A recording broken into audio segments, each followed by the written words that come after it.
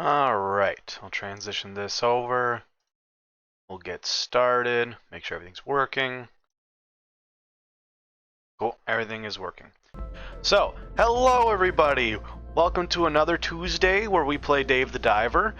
I know I've been playing it kind of on 2 consecutive days that normally one of them would have been Dredge, but as I said last time, Dredge was kind of making me mad, so I was like, I want to play Dave the Diver. It's more lighthearted. And Tuesdays is normally when I play Dave the Diver, and we skipped last week, so we're gonna play Dave the Diver again today, which honestly I don't mind doing because I like Dave the Diver. Katya, hello, good to see you. I'll get you a shout out real quick. How are you doing?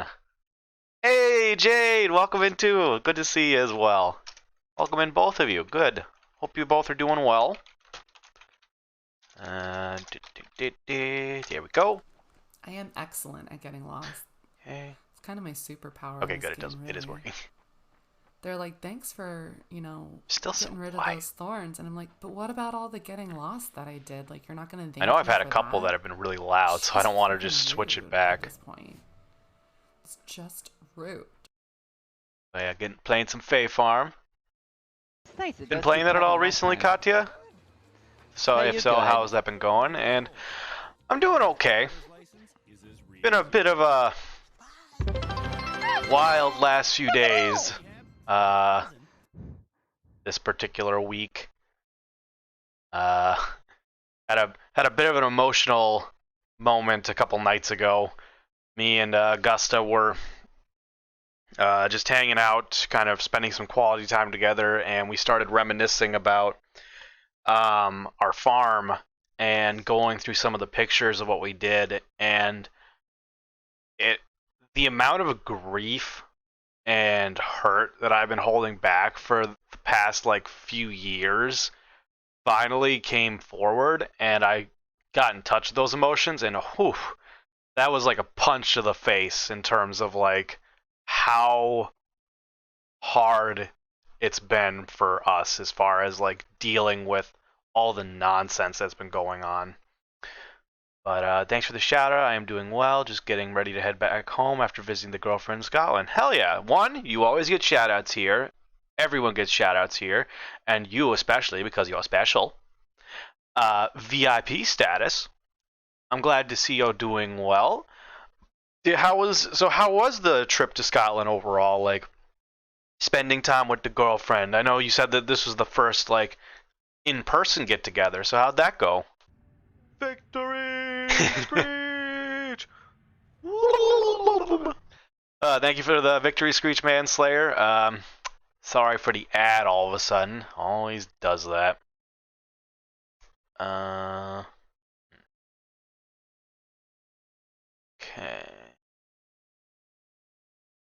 Yeah, I know.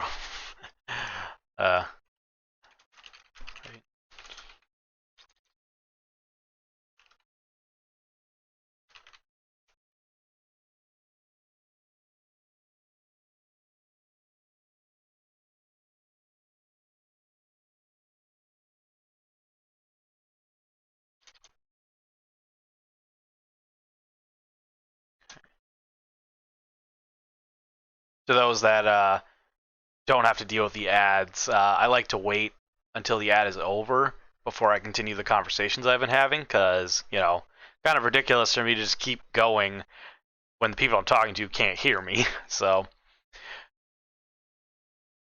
let's see. I'm waiting for that question that Frosty posed to be answered, because that usually signifies when the ad is over.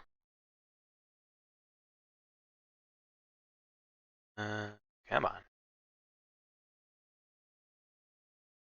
I'll be done after these few seconds. Maybe. Hello? There we go. Okay, welcome back everybody, I assume. Hopefully, hopefully the ad is done. Sorry about that. So I'm gonna keep going through just chat because I want to make sure I don't miss anybody or miss anything.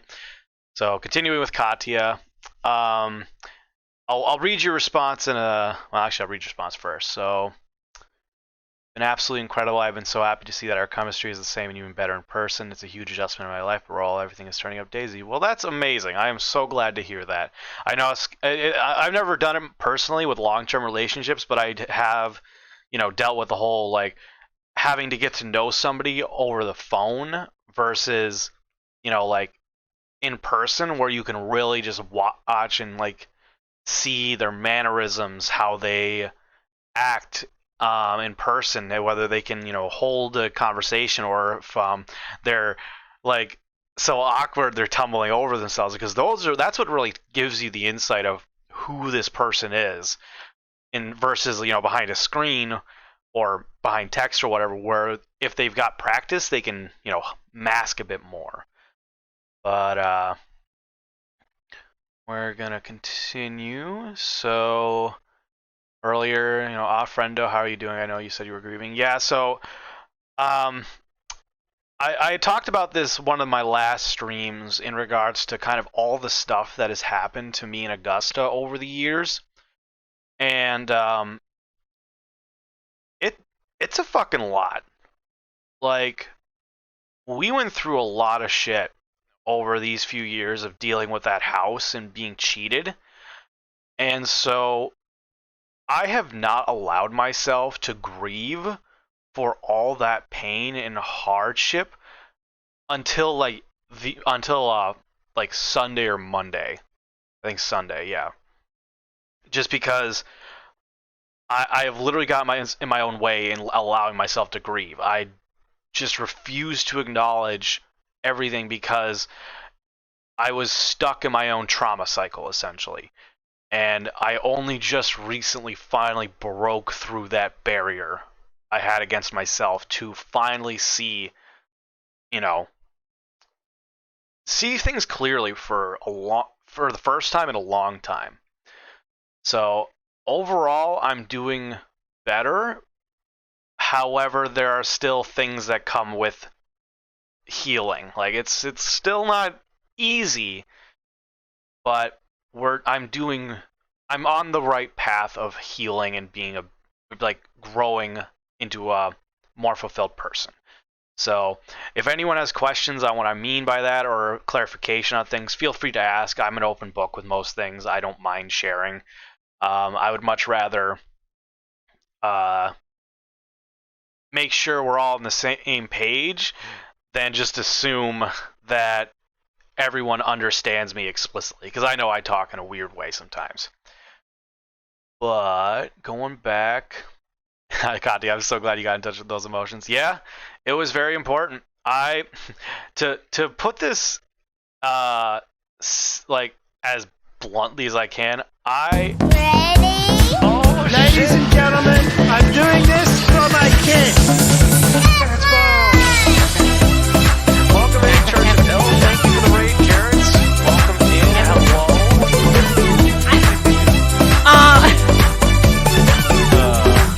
I love this new raid soundtrack. One of my favorites. But hello, welcome in, Raiders. We'll let Carrots' clip first or finish That's first. not what I meant to say. Oh shit, I missed what you said. Fucking damn it. I missed what Carrots Carrots slipped up on. But hello, welcome in, Raiders. I am Morthos the Demon. Welcome to the Void. We're gonna be playing Dave the Diver today. I haven't started yet. I've been chit-chatting with people that are here. Katya, Jade, Manslayer popped in. I've been just kind of going through and addressing conversations we're having and sharing a bit about what's been going on in my life. So if you're interested in hearing a bit about my emotional state, feel free to stick around. I mean, if you have questions or need context on something, feel free to let me know. As I was just saying, I'm an open book. I won't share what I feel I don't want to share, but I will never necessarily judge or shame someone for asking a questions. If it is something that I don't feel comfortable sharing, I'll just simply state that and be like, hey, that's not something I want to share. But if there's something you are like, I'm missing a piece here, and you want to ask, feel free. I am more than happy to answer questions. But welcome in, Alex. So we'll get we'll get Alex a shouty out too. Alex, boop boop. I don't think I gave you a shout out yet, Manslayer, so we'll get you one as well. So there we go. Get those up. I did nothing to you. Why are you making me shit? Tree Kicker 4, good to see you. Thank you for the bat. I'll get you a shout out as well. The noise makes me want to die. Makes me want to die. There we go. Binding of Isaac. I used to play that game so much back in the day. Like, I remember the first one. That one was something I put a lot of time in. Oh my gosh. Well, I'm glad you're looking forward to some cozy vibes, Jade. I am more than happy to provide there it cozy is. vibes. I got my helicopter. I'm happy. Okay, we'll let the clips go through, and I'll kind of continue the conversation. We've accomplished the mission. Like, it's good to see all of you. I mean, I really enjoy getting to talk and see how everyone's doing, and just continue getting to know all of you because you are all so amazing, and I am just so grateful that I got to know all of you. And okay, it was bugs. It was bugs. Do this with everybody. Like, the transition from when I first started on it, like last February, to going on a long hiatus to coming back, and then just seeing all these communities that either A, had developed while I was gone, or were already existing. It's like no judgments in either way, but it was like coming back and getting to be a part of so many, and that were all like, oh, you're from Katya's? Just like, yeah, you come in, just like, welcome. I'm like, oh, well, hello, everybody, So I am grateful that so many of you wonderful people have been coming in. I could ramble all day about this, but I know, I won't. I'm in the middle of conversing with people. But Manslayer, thank you for the victory screech earlier. Sorry, the ad just popped immediately. I swear it does that every time, and I hate it. It's just like, why does an ad need to pop up immediately? It's so dumb. But Katya, you had said the chemistry was good. Huge adjustment in her life. I really miss streaming on my own channel. I will stream on Camilla's stream once more tomorrow, and then I will get back and stream my own channel again. Hell yeah!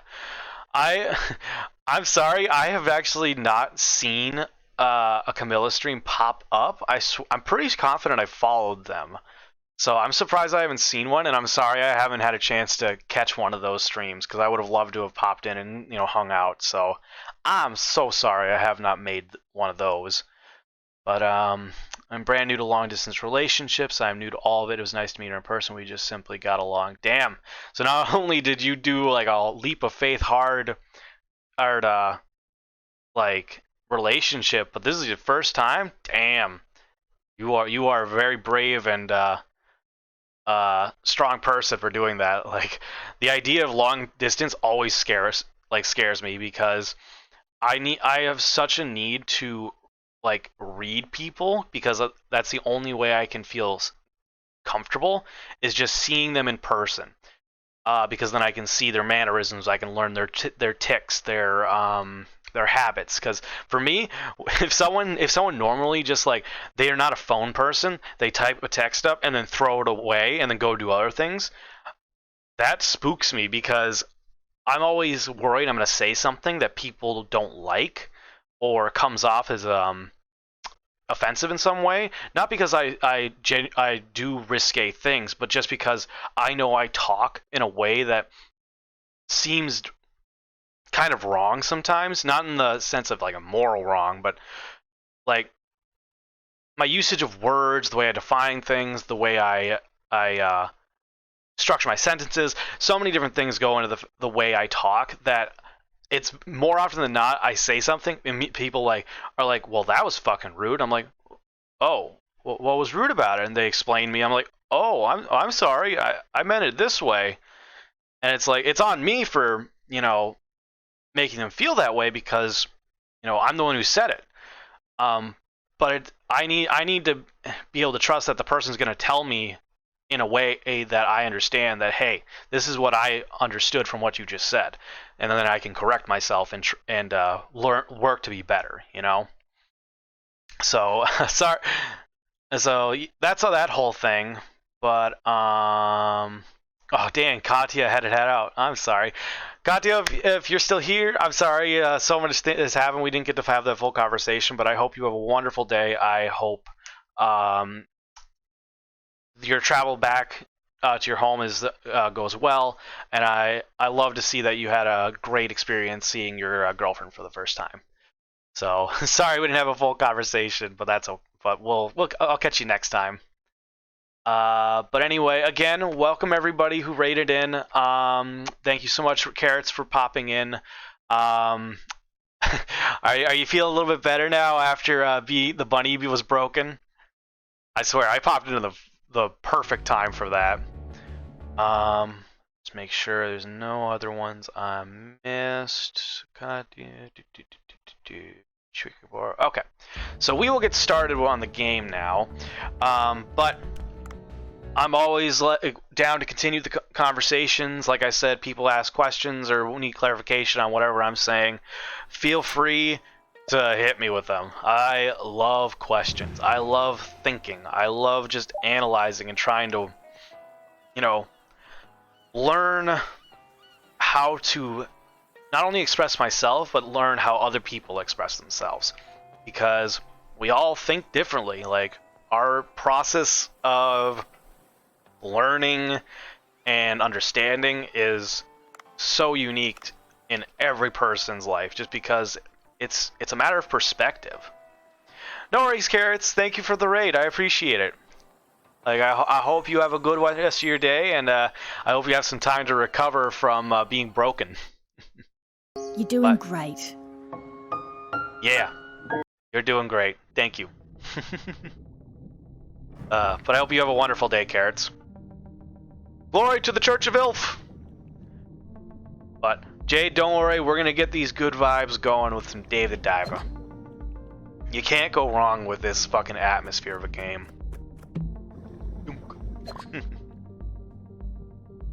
Yeah. For the record, if anyone doesn't know what Bluey is, from like they're wondering where these sounds are coming from, I highly recommend you check it out. That show legitimately healed my inner child and has taught me so fucking much, just about like myself, being, an adult and like interacting with, thanks, I need something to smile about. Oh, I'm glad to provide it, Jade. I'm sorry if you're having a rough time. Oh, shit. Wait, why am I using my controller? No. I don't know why I grabbed my controller. Why are you following me? Okay, hold on a second. Shit. Go to sleep. Where'd you come from? Okay. No. What the hell? What's your deal, brah? There we go. But yeah, anyway, so if y'all haven't seen Bluey, fucking watch it, because I can guarantee you it will heal something that you didn't know needed to be healed. Okay, this is fucking dangerous. Go away. Go away. I need to get that. Okay. Go away. Oh, shit. Sucks. I can't shift and do the steam overlay at the same time. No. Get away. I don't want to fucking fight you with a bat, because that won't end well. Okay. So, we got away from that dick. I need a new gun then. No. Now, place deconstructed. Let's see. You want this silly game that I wouldn't have had my eyes on? Hell yeah! Dave the Diver is definitely worth the money. What's the other game you're looking at? Gotcha.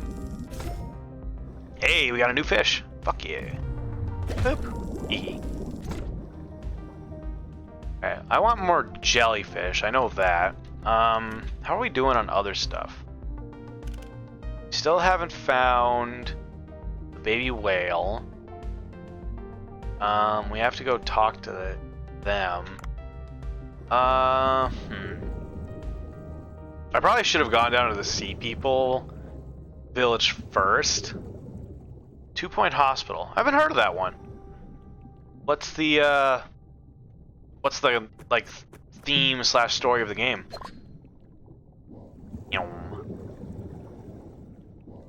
Cuttlefish. Grab that. I kind of wish it would just give me the reticle for items for the Eco like app, because I don't remember what they are or what I need, and try to remember is always a pain in the butt. Ack, you son of a bitch.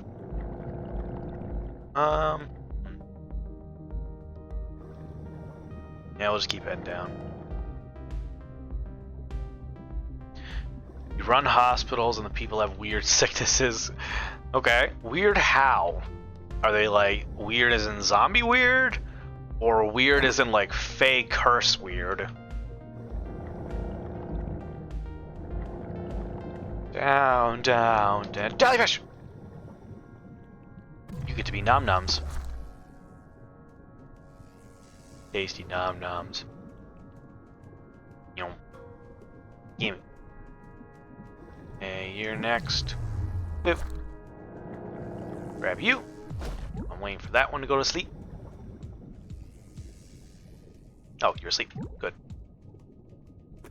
And we'll get this. Sure. We'll pop the oxygen for the purpose of grabbing this. And we'll go. Let's see. I'll read in a second. Okay, there we go. A person with a light bulb for a head and ones who are clowns who need to be turned normal. Oh, okay. So, in a way, actually, it does fit my my idea of what a fake curse would be like. There's a podcast from Legends of Adventurous that I've been watching, and they're one of their more recent series, Once Upon a Witchlight.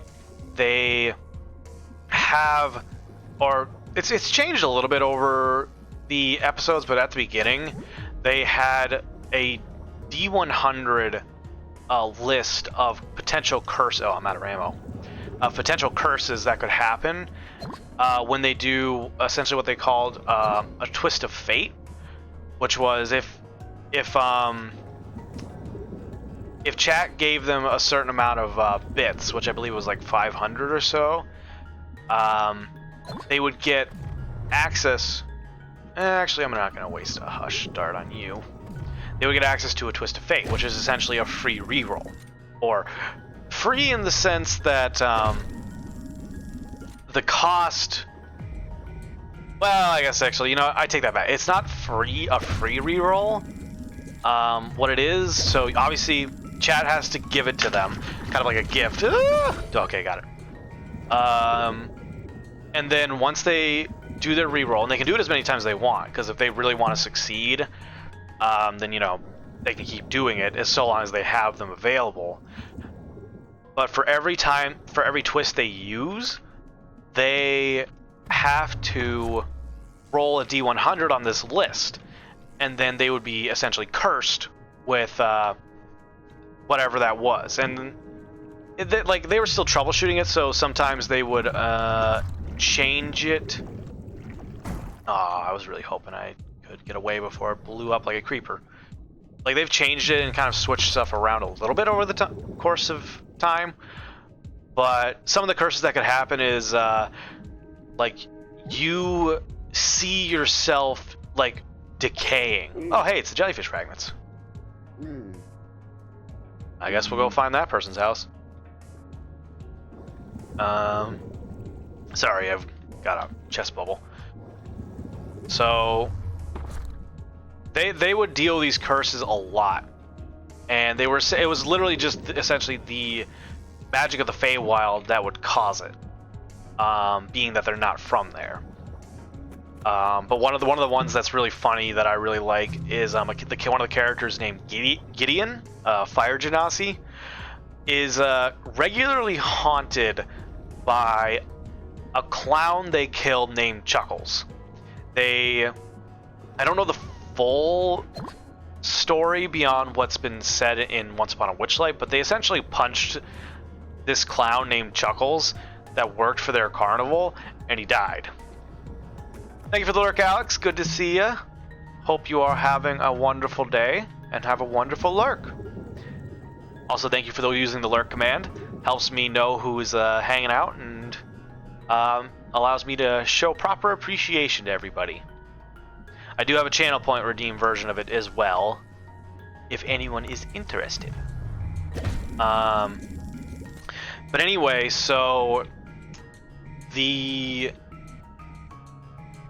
what happened a couple of times is Gideon would get these curses that would cause like Chuckles to manifest essentially in whatever in whatever way it was relevant to the curse.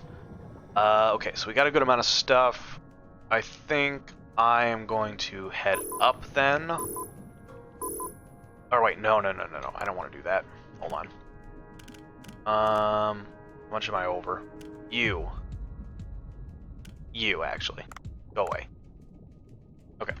I almost did that, but then I realized I'm still hunting the jellyfish fragments, and I'd rather not go looking for them again later. So we'll keep following this.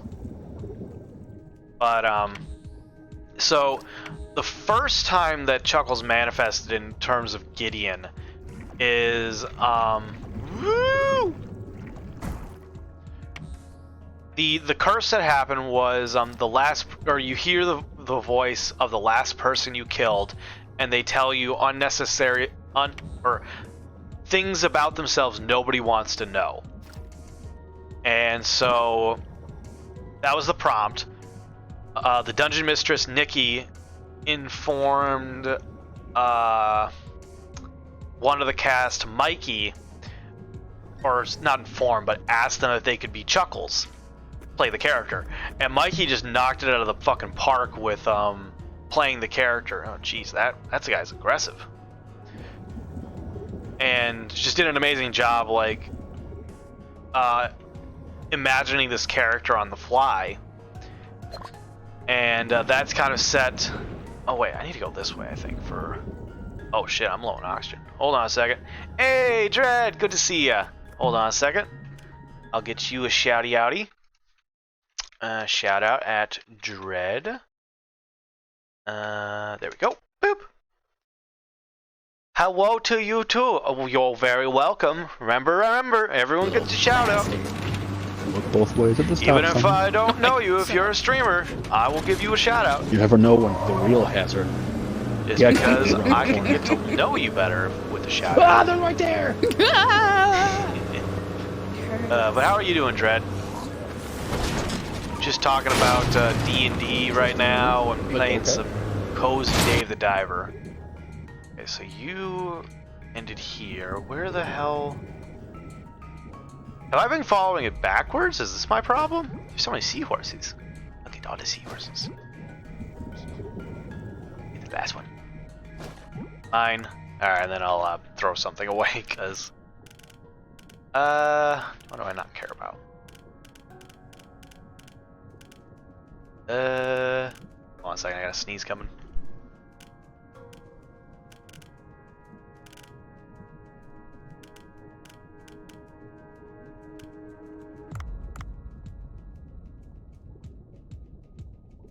Alright, 63 on the dot. I'm good, just finished unpacking for camp, where there was much D&D, actually, LMAO. Hell yeah! Shit, do I want to go this way? I don't remember now. I feel like I might have had to go the other direction.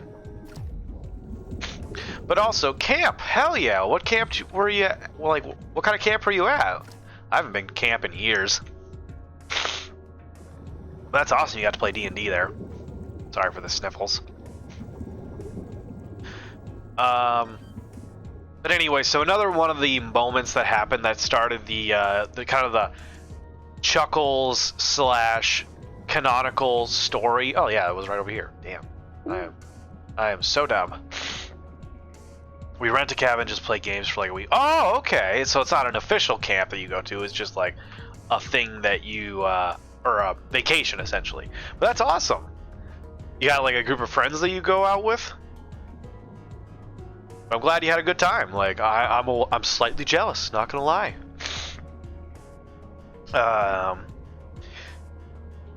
But kind of that's awesome. I'm a little jealous, not gonna lie. I always dreamed of doing that with my friends back in the day, but circumstances kind of didn't allow that, and current feelings towards a majority of those groups of friends kind of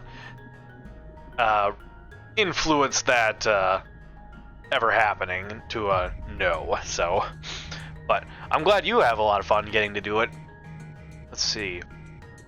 I have no idea the plot of this game, but I've had so many people tell me I'd like it. Oh, Dave the Diver? Sounds like you dodged a bullet, LMAO. Yeah. I'll give credit to where credit's due. My friends were, like, a good part of, like, my younger years, you know, growing up and going to high school and all that shit. So it's not to say that it wasn't a good thing that they came into my life, but the behaviors and ways we treated each other were not healthy by any means, and created a lot of trauma wounds that took me a long time to grow and heal from. Yeah, as is high school life, which it's so fucking sad, because it's like it's kids being like assholes, but you got to remember it's learned behavior. Like, we're not just dicks to each other by default. We learn it from somewhere, and it's usually our families, just with the way they eat us. Because, you know, the cycle continues, history repeats itself, all that fun shit. So it's not to say that I consider, like, my friends that did treat me poorly bad people, just naturally. I see them more as victims of their own lives that require their like own therapy to heal from. Cause yeah, just bad times. It's just like I don't like if a person I knew, who I personally don't have good feelings for right now, came back and showed that they are truly working to improve their life and show genuine care, concern, and apologize for the things that happened, I would be more than willing to give them a chance. But it requires that proof, essentially. Like, I'm not just going to take you at your word. Like, I need to see it through action, through exposure therapy in a way. Great, another ad popped. Alright. To those that don't have to deal with ads, just a reminder that whenever an ad break pops, if I have the ability to, I will always try to wait for the ads to go through. That way no one is left out during conversation, or when I am just talking with people, or game interactions, or story. Because at the end of the day, I don't think it's a requirement to have to pay me money to skip a beat with interacting with the channel and the content available. I would much rather just take that time to allow the ad to play through and get everyone back in so we can all enjoy and have a good time, instead of prioritizing, oh, if you wanna hang out, you gotta pay, because that's stupid. Like, I would much, if it wasn't for the fact that this is a career for me, I wouldn't have like ads at all. Like, I would just straight up say fuck it, no. But since it is something that I'm working towards for actual income, it's just a shitty thing I have to deal with at the moment. But get a quick hydrate in.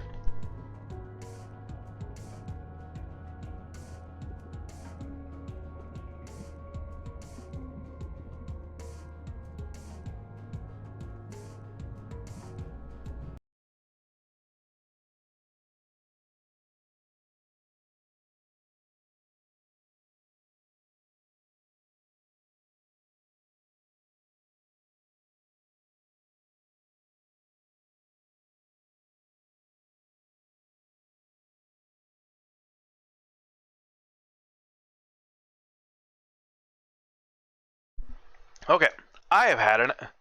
Welcome back from Adland and Dread. Thank you for letting me know. What was I? So I had an idea. Since I have no idea how long the ads go for, I have opened my own Twitch stream on an incognito window, so that way when an ad procs, I can go over there and see how long I have till the ad is done. That way, I know what's going on. But anyway, so back to the conversation at hand. Dread, you said you had no idea about the plot of this game. So, Dave the Diver essentially is, you know, we're Dave. We're Dave. He gets called in by a friend of his named Cobra, who invested into a sushi restaurant, and they need help with, you know, getting sushi. And being that Dave is a professional diver, they called him in. And so Dave comes in. He's just expecting to be diving, just doing what he normally does, and he gets dragged into all these other things. And so it's kind of like it's a hero's journey in and of itself. Great. 1 second. Close that out. We don't need that one. I'm gonna turn these down just in case I am eating up a lot of my bandwidth. And you, I will also turn down to 360. And then see how this is going.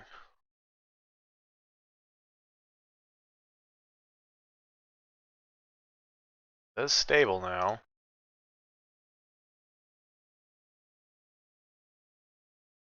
Okay. Hopefully that smooths itself out. I think I might have been using too much bandwidth from my internet. But yeah, exactly, Dread. He just wanted to be Dave the Diver. But he's constantly putting this point or these choices where it's just like, hey, you could help me, or you could just say no.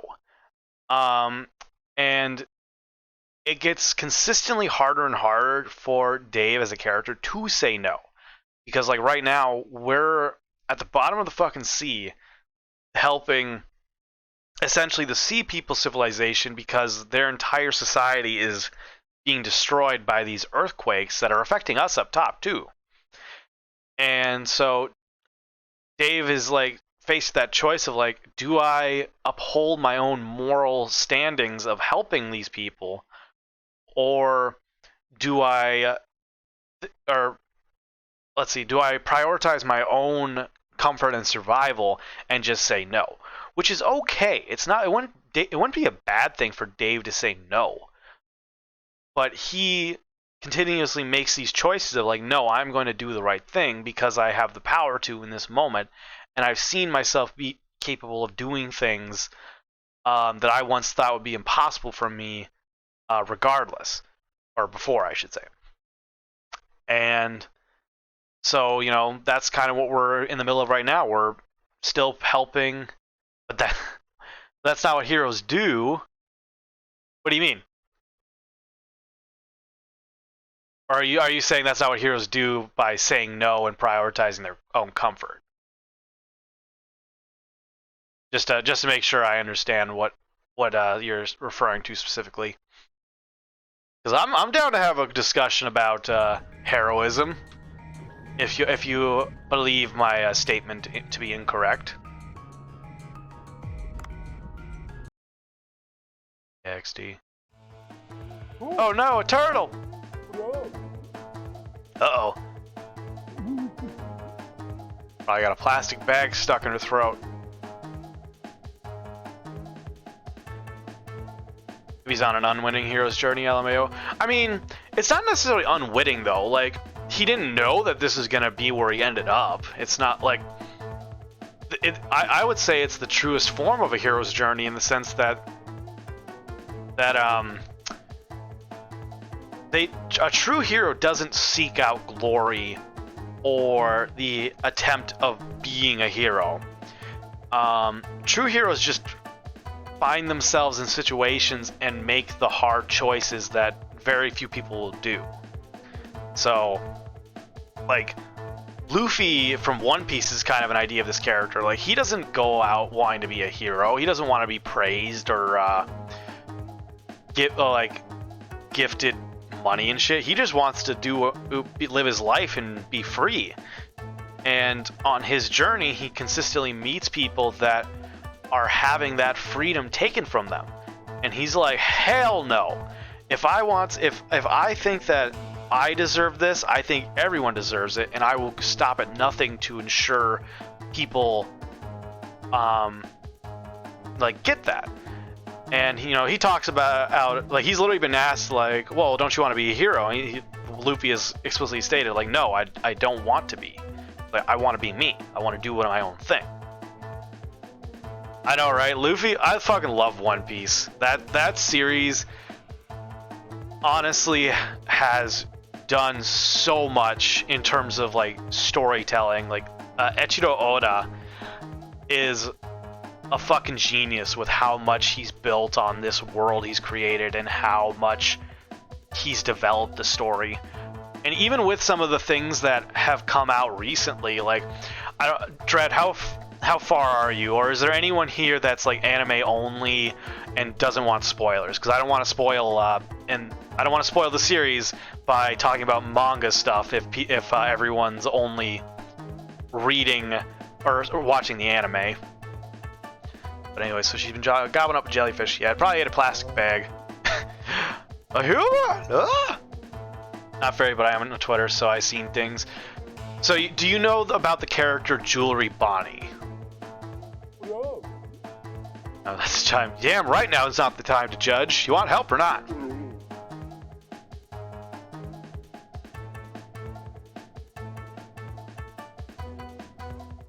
My brother, you are human. What, Zuchi? He's not human. Dave's human. I mean, yeah, he's human. Zuchi's not human. Let's see. Casper, thank you for the hydrate. Welcome in. Good to see you. I'll get that hydrate in.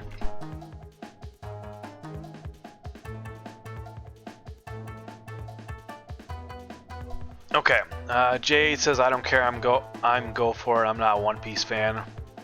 Okay. I am going to put a little notice for spoilers. Just so people who may be lurking or aren't necessarily paying attention aren't gonna be spoiled, and I'll let you know manual and pinned or end of stream. Yeah, so I'll just do that. Okay, so yeah, One Piece manga spoilers. But anyway, Dread, the question does also go to you as well. If you know Jewelry Bonnie, because I don't wanna. You go to spoilers, okay. So warning to anybody else listening, anyone and hanging out. If you don't want One Piece spoilers, go ahead and mute the stream. I'll let y'all know when I'm done talking about it. Or if you don't care, hope you enjoy kind of me sharing what's going on in One Piece. So, Jewelry Bonnie is, in the world of One Piece, one of the worst generation, as they're called, in the series. Alright, let's try to catch this Leatherback. Come here! Come here! Wait, what? Do I have to do something? I wasn't paying attention. Shit. I'm confused. What am I doing? Calm the Leatherback turtle down. Doing what? Oh, there it is. Okay. I had to grab it by the tail. But anyway, real quick. Hello, Miss Finn. Good to see you. Welcome in. Do you stream? I don't remember. I think you do. But I'll double check. You do not, it seems. Okay. I mean, if you want a shout out, I'll give you a shout out. But I understand if being that you don't stream, it's not really a necessity. But good to see you all the same. Welcome in. So now that I know what I need to do for this guy, I'll get that going. Yeah! Sweet. Come here. Oh, wow. I knew it. Plastic bag. Yeah. Sorry, bro. I hate it too. Poor turtle. Poor baby. Yeah. Yeah, that's a horrific way to go. What? I will. Yes, sir.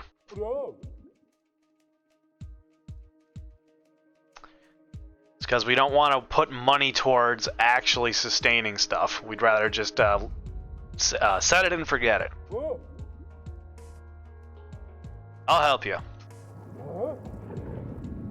Let's see. What? Oh, yeah, I'll help you. Yeah. Okay, so we finished that up. We're good to stay in his house for a second. But I was talking about doing Might Wait Till Nightingale comes out. I'm excited for it. Hell yeah! I mean, streaming is a very fun experience. Like, if you've already connected with plenty of communities that are very supportive, so it's like giving it that first try and just playing the game and talking with people. It's a very fun and fulfilling experience. But going back to the One Piece thing. So again, One Piece spoilers. Jewelry Bonnie is one of the worst generation that is recognized in the same way that Luffy is, based upon the fact that they reached a certain milestone in their journey, achieving, I believe, a 200,000 Betty bounty, which Betties are the source of, or the currency in One Piece. But essentially, to become the worst generation, it was a bunch of people that or a bunch of different pirate crews that reached the I want to say it was either the Grand Line or it was the Red Line. I can't remember which one it has to be, but if you reached that one of those locations / milestones with a certain bounty, 200 plus or 200,000 plus, you were considered one of the worst generation based upon how fast you developed as a pirate. And Jewelry Bonnie was one of them. And for the longest time, we haven't really had much of a backstory on her and her crew. It's just been more of she's just another crew. Or a rival for Luffy, I should say, and his crew. But the most recent arc in One Piece, we're in the New World now, which is like a game changer for the One Piece world. And we've gotten to meet one of the characters that's been kind of name dropped many times throughout the series, named Dr. Vegapunk. And we got a whole fucking backstory on him.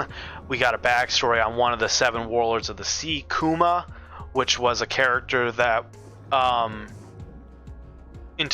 Luffy's perspective, nearly or essentially killed his crew. Even though that isn't what actually happened, but we get to see from Kuma's perspective what was going on from there.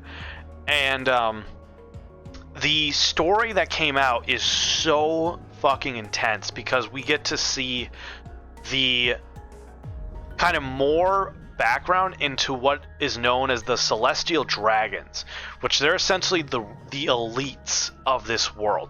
They exist on their own mountaintop away from the rest of the world and believe themselves to be divine-like entities that can do whatever they want. So they will go to like civilizations, cities, nations, whatever, and they will just straight up kidnap people to make them into slaves, or they'll capture them for these fucked up like hunting games. Like the Celestial Dragons in the One Piece world are straight up evil, based upon how they do not see themselves. as human, they see themselves above humans and will essentially perform what we would consider to be animal abuse. From their perspective, we're just animals, and they'll kick, kill, torture, whatever, just because they think it's funny. And so we got to see the horrors of that through Kuma's backstory. And one of the things that came about it was Kuma had a daughter. We find out that Jewelry Bonnie is Kuma's Warlord of the Sea's daughter.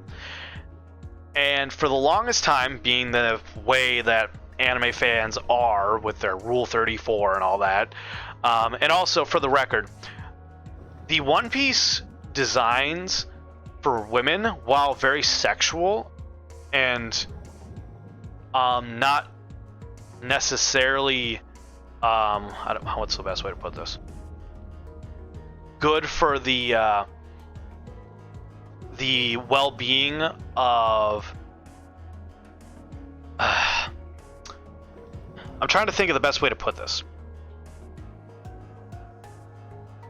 Oda has explicitly stated that his designs for the One Piece women are not based in his own personal lusts. So they're all, skinny, busty women. At least the attractive ones are. Sorry, that's it's a horrible way to describe it, because it's not to say that all women in the series are exactly like this. There are variations, but there's a specific expectation for the designs based upon what kind of character they're supposed to represent. And when it comes to the characters that are supposed to be attractive, Oda has a specific design that he uses. Very skinny, big, busty chest. It's very standard. People have pointed this out many a times, and I don't deny it, nor am I trying to deny it. What I do want to point out is that despite this, it's not necessarily that Oda wanted to do this in the way that he believes this is the ideal way to draw women. That the reason why they exist the way they do is because the powers that influenced a lot of the decisions, essentially the producers for One Piece, constantly demanded that Oda make the women more attractive. And that was a constant repeating cycle that eventually led to the current design that he has and uses. So if that never happened, the One Piece women would be completely different in terms of their designs, and probably would have been better for it. So I'm not trying to deny what a lot of anime does in regards to creating this unhealthy expectation of attractiveness, both for male and female, but a lot mostly female. But it's not necessarily in this particular case something to shame Oda for. It's more of a shame towards the producers and the people telling him, well, no, you need to do it this way. But that's kind of a side tangent. The reason why I went down it is because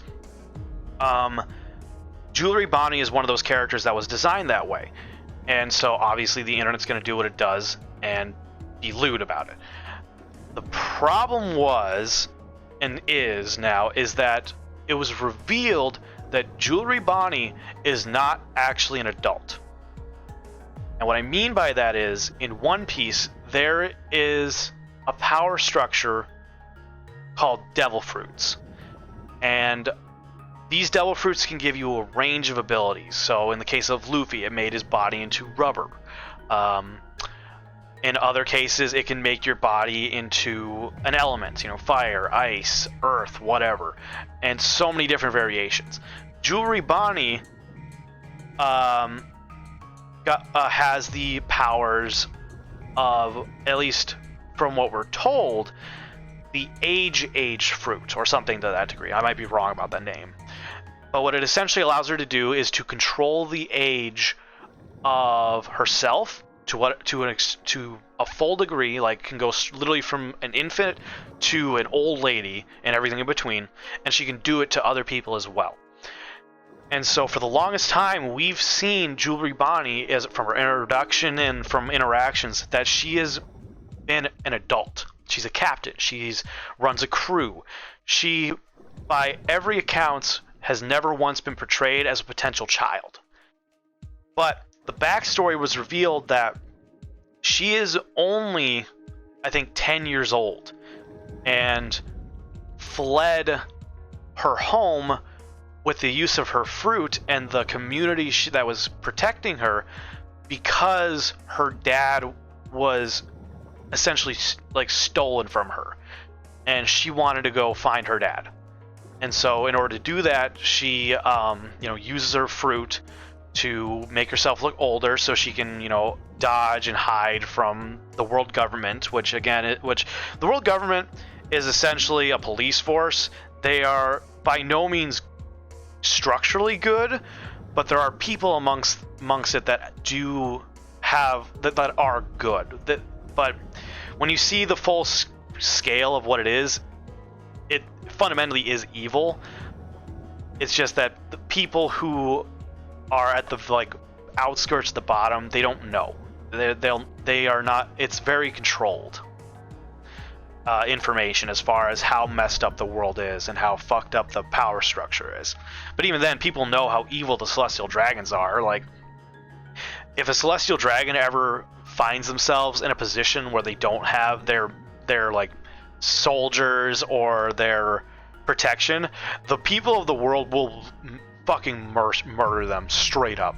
And there is no ounce of sympathy I have for the celestial dragons when that does happen. Like, the amount of pain, trauma, and torture they have committed upon the world, by all accounts, justifies any actions taken against them by the populace, regardless of how immoral it may seem. If you don't believe me, check out One Piece. And if you've checked out One Piece and you still don't believe me, I don't think you and I have been reading the same story. But anyway, so kind of go back to the main point.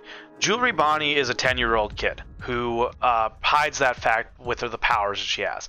And a lot of people did not know this and thus, did what they did.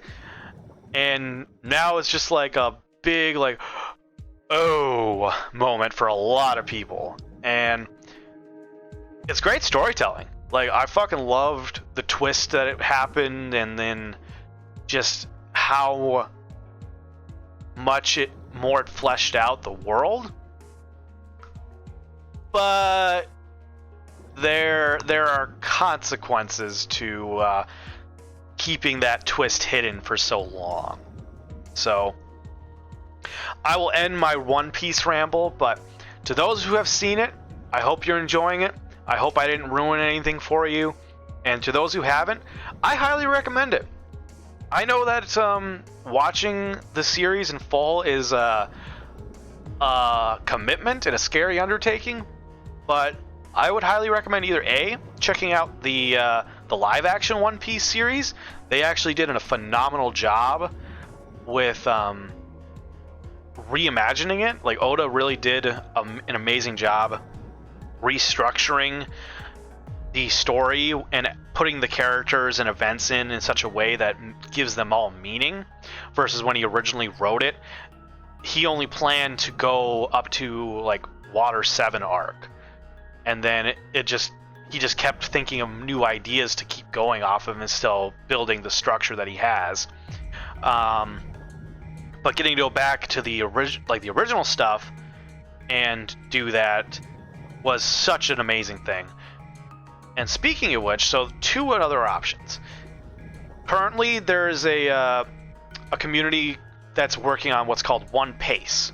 And that particular community is essentially reorganizing and cutting down the One Piece anime into a more concise story, removing all the filler and the fluff. So, the whole anime thing where it's 5 minutes of wind blowing, just... And it's just they're cutting out that stuff and making it more streamlined. But in addition to that, I've also heard rumors, and they might not even be rumors, I think they were announced officially, but there is going to be a new One Piece anime called The One Piece. And much in the same way that the live action was restructured and the One Piece stuff is being reorganized, it's essentially going to be that. It's going to be the anime re-released into a more concise, smooth, and thought-out story. Same thing, like it's not going to change anything as far as where they're going, what's going on, and who they meet, but it's going to place it in such a way that it makes sense for an overarching narrative, instead of, oh, I put this in because it'd be funny, and then it turned out this actually became like a really important story thread later, even though I didn't plan for that. So that's my One Piece rant. Fucking love it, highly recommend it, but hope I didn't upset anybody with spoilers. As I said, I did put up warnings and stated a few times, so if it was spoiled for you, unless you just popped in as I said it, and in that case I'm sorry, but if it was spoiled for you, I'm sorry, that's on you. So we'll unpin that. One Piece rant while I made some soup. Delicious, good soup. I hope at least it was a good rant too. Oh man. I'm going to be hanging out with my best friend tomorrow, and I'll tell you what, this is essentially practice for me to start talking to him, because this is kind of the stuff that we used to do back in the day. Talk about One Piece and anime and video games, all sorts of shit. It was crazy. I went out for 20 minutes, it's about Song of Achilles the other day. Hell of a good rant. Hell yeah! It's fun to be able to rant about your, like, passionate things. And it's like, yeah, I understand that it can get overwhelming sometimes, but like, oh shit, I forgot Okay, you know what? We'll actually head up, because I've done the thing. I can talk to What's-Her-Nuts, Mima, I believe her name is, when I head back down through the mirror. Yeah, I love ranting and talking about shit. Yeah, my pockets are full. That is very true. Okay. Get you all over there. Okay.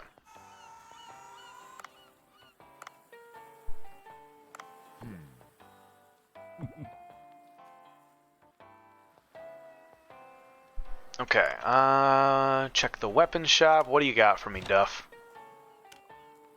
Gonna upgrade the water rifle, okay. And the triple axle. Okay.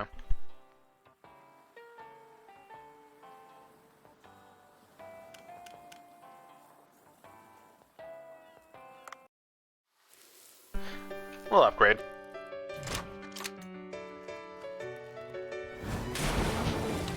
This is one reason I give Duff. Of course an ad popped up. Ugh. Just when we did the thing.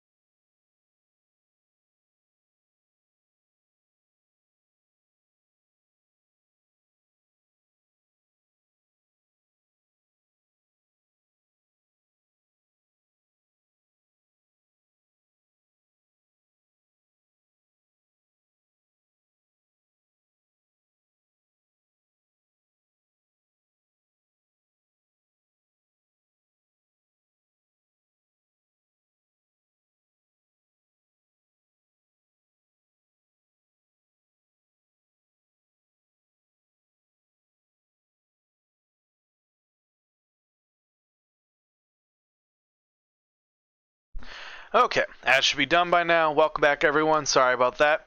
So, what I was going to say is, from the cutscene that we just got with Duff, this is one of the reasons why I don't judge him as much as what I would normally for, like, a person of his, like, background. Because, as we all know, hygiene is not exactly a high priority of a large chunk of specific fandoms, and is very problematic in terms of like keeping spaces clean and making sure everyone's comfortable, considering when you smell like BO, you smell like shit. And if you're not showering in these at cons or anything like that, no one likes you. But so it created a stigma of like, oh, we see people like Duff, and we're like, oh, that person is clearly just a slob and disgusting, you know, like not worth the time of day. But this cutscene right here, like, makes me look at Duff, and I'm like, okay, you actually have some ounce of like self-care, because you just went swimming. Like, getting wet is like a means of getting clean. Yes, there was more that goes into it to truly be hygienic, but the fact that he's more than willing to go in the water and do that tells me that, like, yeah, he at least knows to be hygienic to a certain degree, at the very least. I can't say for 100%, but we know that he's not just a slob all the time. So we'll head back. Yeah, I think one of the things I love about Dave the Diver is it really challenges prejudice and bias towards, you know, the judging a book by its cover kind of mentality, you know?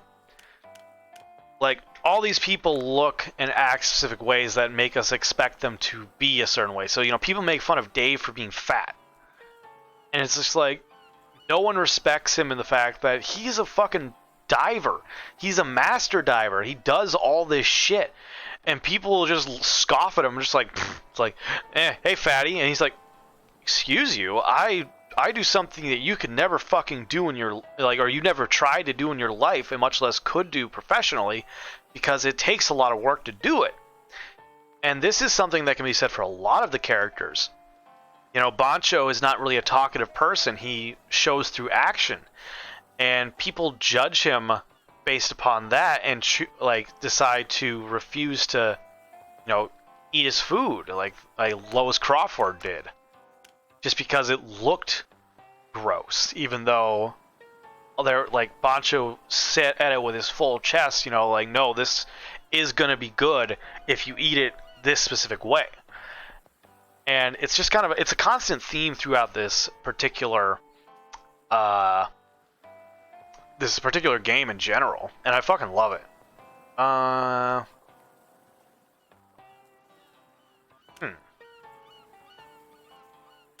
added a lot of different things.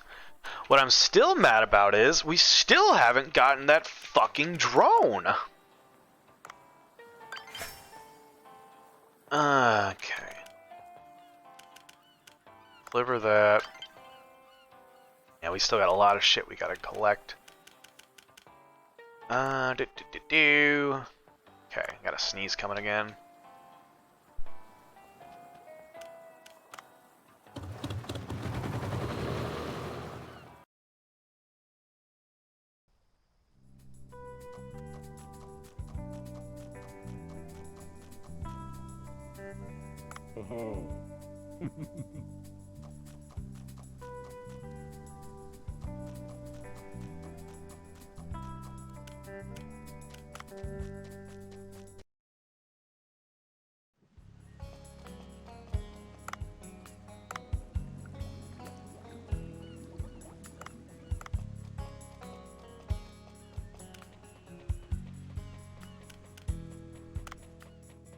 Hey, Rocket, good to see ya. Welcome in. I'll get you a shout out. Sorry, I had to sneeze and I've got the sniffles right now, and I didn't want to subject y'all to my shit, you know? Yeah, shake that ass. Welcome in. Good to see ya. Hope you're doing well. Right. We'll get down into the sea people area then. Cover, where'd you spawn those? To the sea people! To the salon!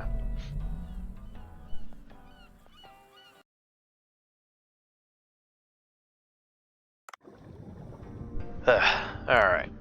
Yeah, hope you're doing well. That goes for everybody, too. What are these damn videos that highlight what the... I don't know. I swear, Twitch Guru has, like, some secret stash that it has access to for everybody's streams. It pulls things out that I don't remember existing, or I remember deleting. Because there's just like, what even is it? Like, I'm starting to think it's making its own. It's just going through old streams, just like, alright, we'll pull out this. It seems funny. It's just nothing. It's like, okay. It's like, you're welcome, Ema. Hell yeah. What? Oh, okay. I believe it.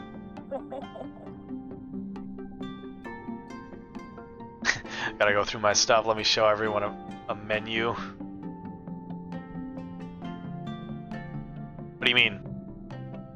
Oh, I see. Like, referring to the thing. Yeah, like, here's a menu. It's like, why did I clip this? Like, I've had a few where I'm just like, what even is this? And I don't understand. By the way, so I've been meaning to do this, but I keep forgetting because I keep kind of caught up with other stuff.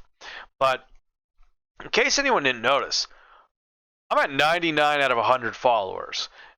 So that's fucking insane. We've almost hit that hundo. And I wanted to say, because I haven't addressed it yet, Rankster, Jinx Powder Pow Pow, and Aerith Aries, thank you so much for the follow. I know you guys aren't probably here, but I like to say it on stream anyway, in case people go through again and are just like, oh hey, he did recognize me. But to you three, thank you so much for the new follows. Welcome to the Void. I hope y'all enjoy the experience. But also, let's see. I just went through them and few. There's many. Oh, trying to go with channel point redeems. Oh, hold on. I got you getting that one. Rocket, I didn't say go find the 100. I just said, hey, we're close, and I wanted to use that as a segue to say thank you to the newest followers. But yeah, we're very close to that 100 Marco. And in case anyone hasn't seen it, and I'll even do this just to make sure, I have a Discord.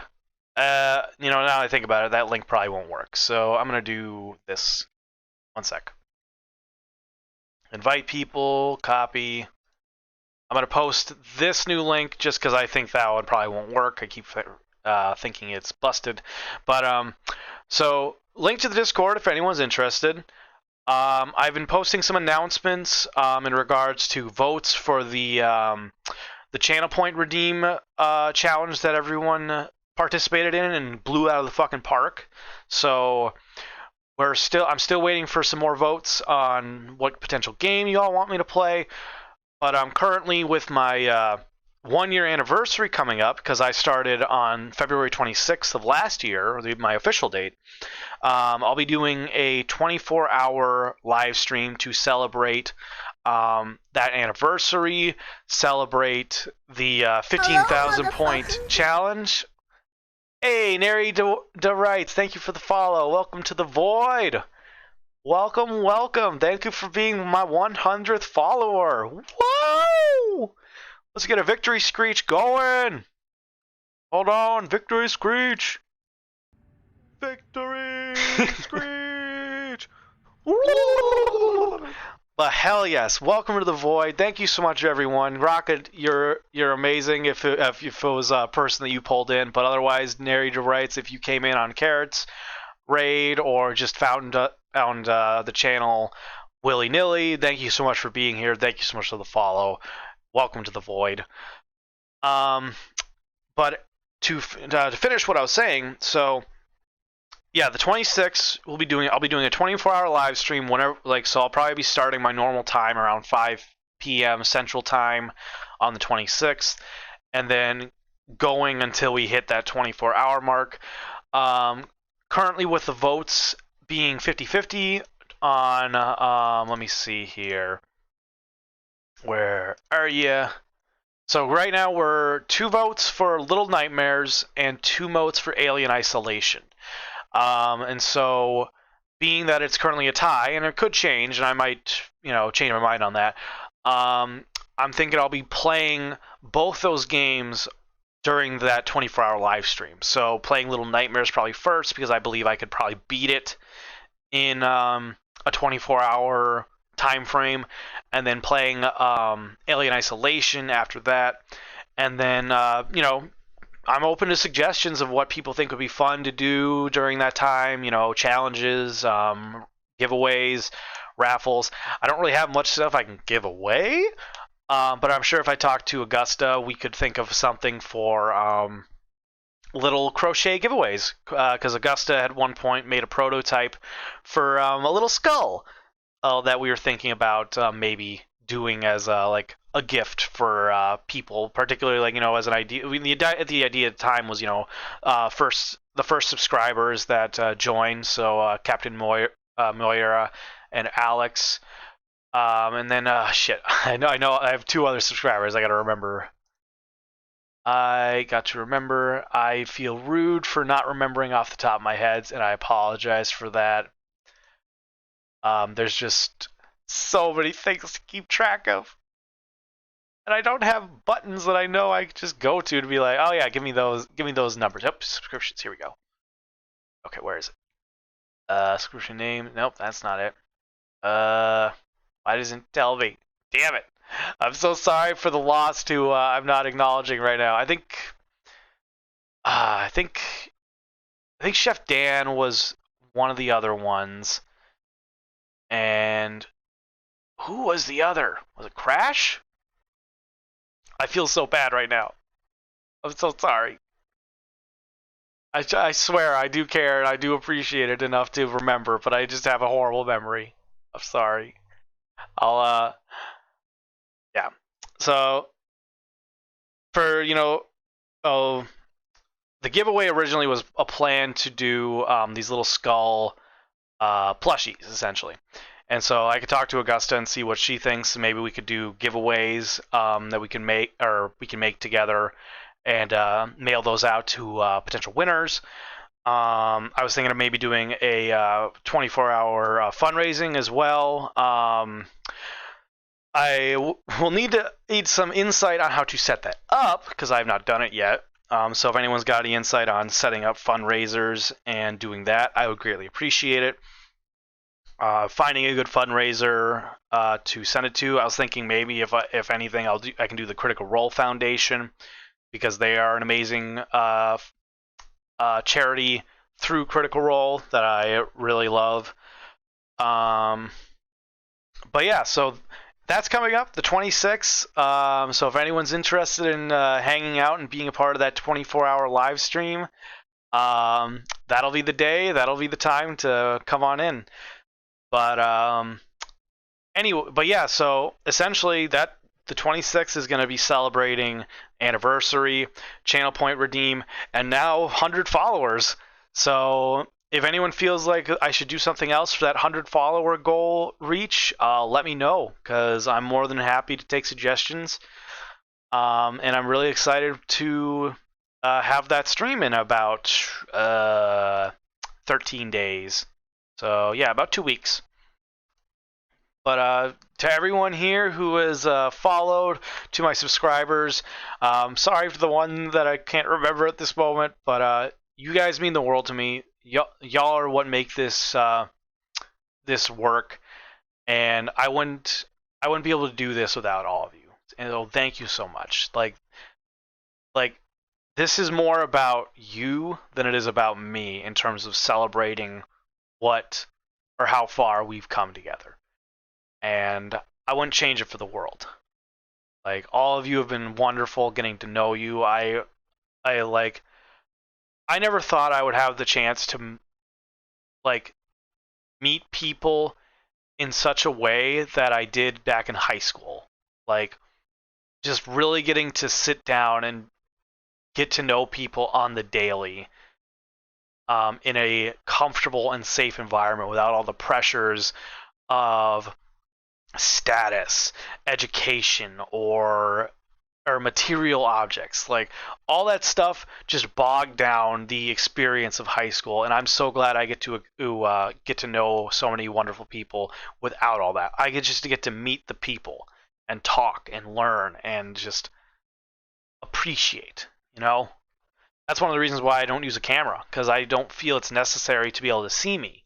I think where a person earns genuinity or genuineness lies is in what they say and how they say it. So, streamers like Alex, one of the most genuine people I've ever seen. Like, anytime they've expressed their emotions and talked to their communities, just like straight up, honestly, I just see a person who truly cares for the people they get to know, and that is beautiful to me.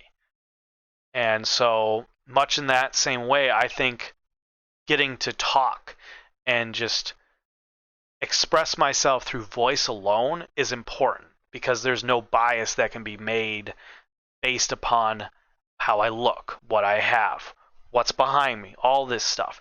It doesn't matter. And it never should. And so, to those that didn't know, that's kind of my reasons for doing the streams I do. I am Morthos the Demon, your lovely shapeshifter, and merely just a voice you can hear sometimes. I can turn into whatever you want. I could be whatever you want. Because at the end of the day, so long as you're interested in connecting with the words that are coming out of my mouth, that's what matters. That's all I need. But anyway, sorry, Rocket. I do see you said something. I am going to read it. I just wanted to get that out. But you're a great person. It's a pleasure to be in the community. It's a pleasure to have you in the community. Thank you. Like, I have gained so much from this, both just in terms of confidence and finding myself again in being a streamer. Like, I have always wanted to do something like this. I was always jealous of people that did. And I was stuck in this idea of you have to have a certain background or certain education or certain experience. So many things that are prerequisites to being able to do this. And every time it would just stop me dead in my tracks. And I had to deconstruct and think and go like, well, wait a minute. Why can't I do this? What is truly stopping me from doing what I want to do? Because, yeah, or you have to be immediately successful and popular. Hell yeah. Like, we only ever see people's successes because by the time a large volume of us get to see it, because, you know, it takes time for things to travel, we already see someone at what we think is their peak. And we think, oh, that's where they started. They hopped on and they're just like, oh yeah, we're good to go. Bingo. I'm great. And it's like, no.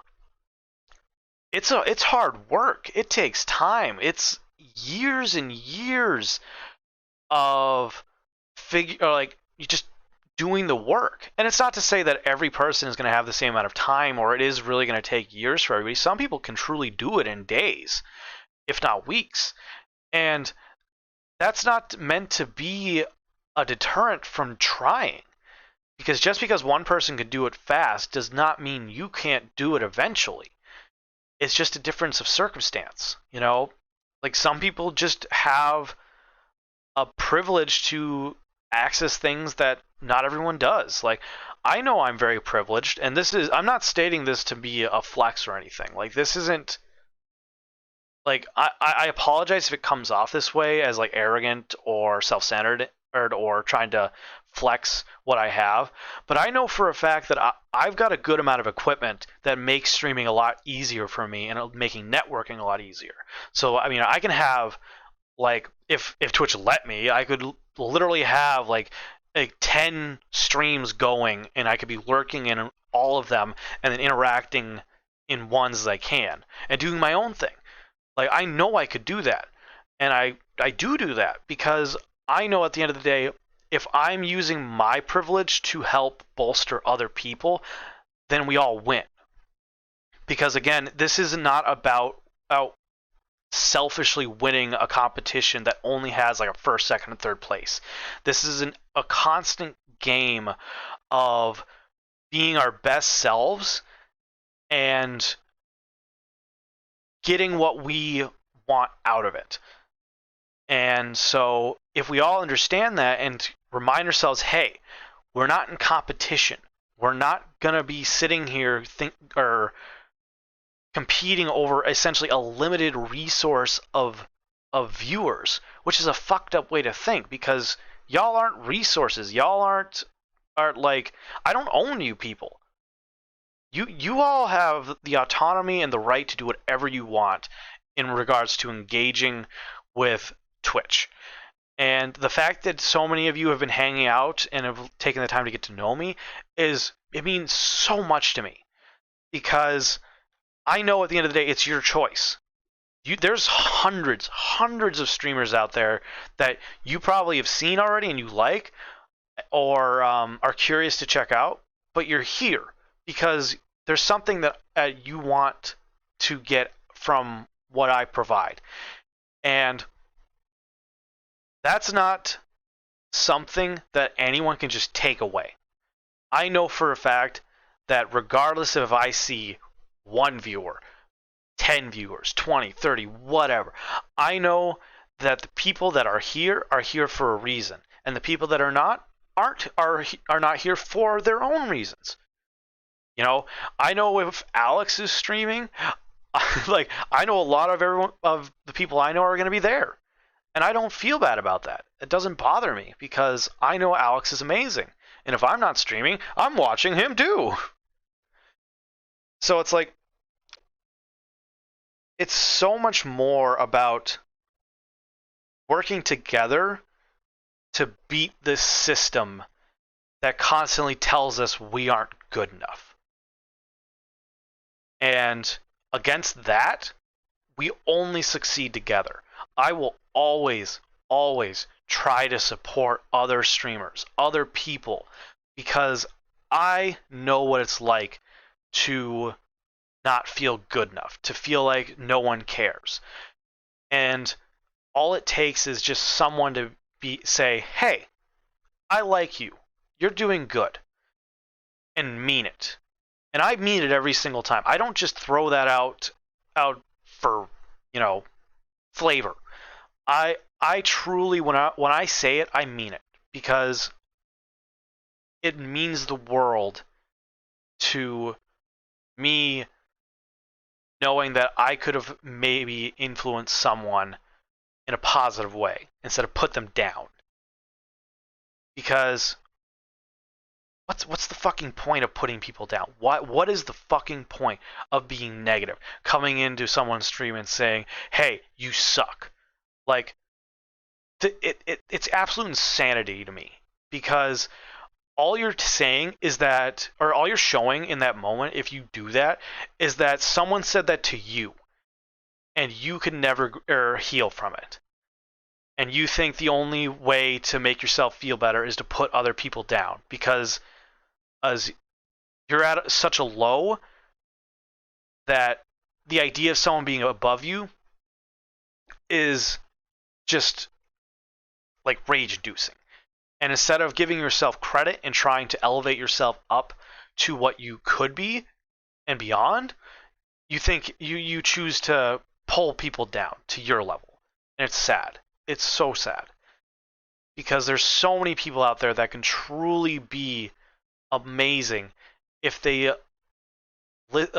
stopped listening to the voices inside their heads that told them they weren't good enough growing up. I had that. I had those voices, and it was horrible. There were days where I felt like I was never good enough, that people merely gave me the time of day out of pity. And never once was there evidence of that beyond my own inner voice saying it. And it truly is the greatest feeling in the world when you finally tell yourself, that inner voice, no, you don't control me anymore. I'm the one who gets to decide what we do. And if you decide to look at that hard path, look at that trauma, look at that abuse, look at anything that happened in your life that hurt that wonderful person that you once were and altered your form into something that you don't like, just remember that it's still a choice. And if you can choose to go past that and to do that hard work for yourself, it's worth it. Take it from somebody who's going through that now, who recognizes their own place in society in terms of the privilege that I have, but also remembering that, hey, I'm still human. I still had things I went through. I had a life that I lived that no one truly sees or understands, and it fucking hurt me. Like, just because I have things that some other people don't does not mean I wasn't able to be hurt as well. And that goes for everybody. I don't care if you're rich. I don't care if you're poor. I don't care if you've seen someone die or you got hit as a kid. Your experiences are your own, and how they influenced you is yours to I'm sorry. I think I'm losing my train of thought a little bit there. I went on a fucking ramble. I'm sorry, but I guess the point of that was I recognize that you have a story to tell that only you can share. And I'm willing to hear you out on what might have happened that could have hurt you, or just changed your perspective on life, or anything, because I recognize everyone here is a person. I've gone my whole life seeing the world as NPCs in my own story, main character syndrome. I have had my head up so far up my ass that I had not acknowledged my own fucking partner as a person.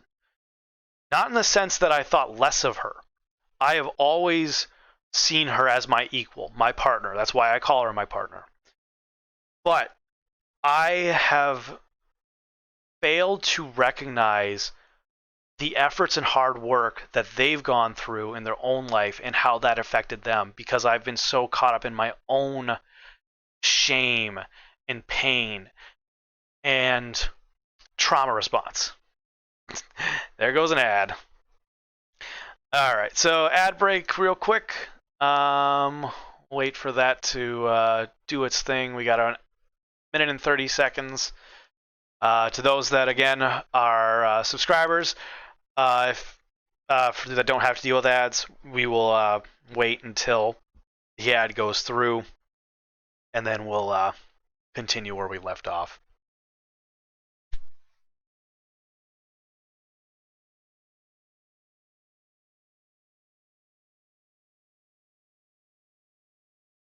That was fast rocket. Still says an ad on my my background one, but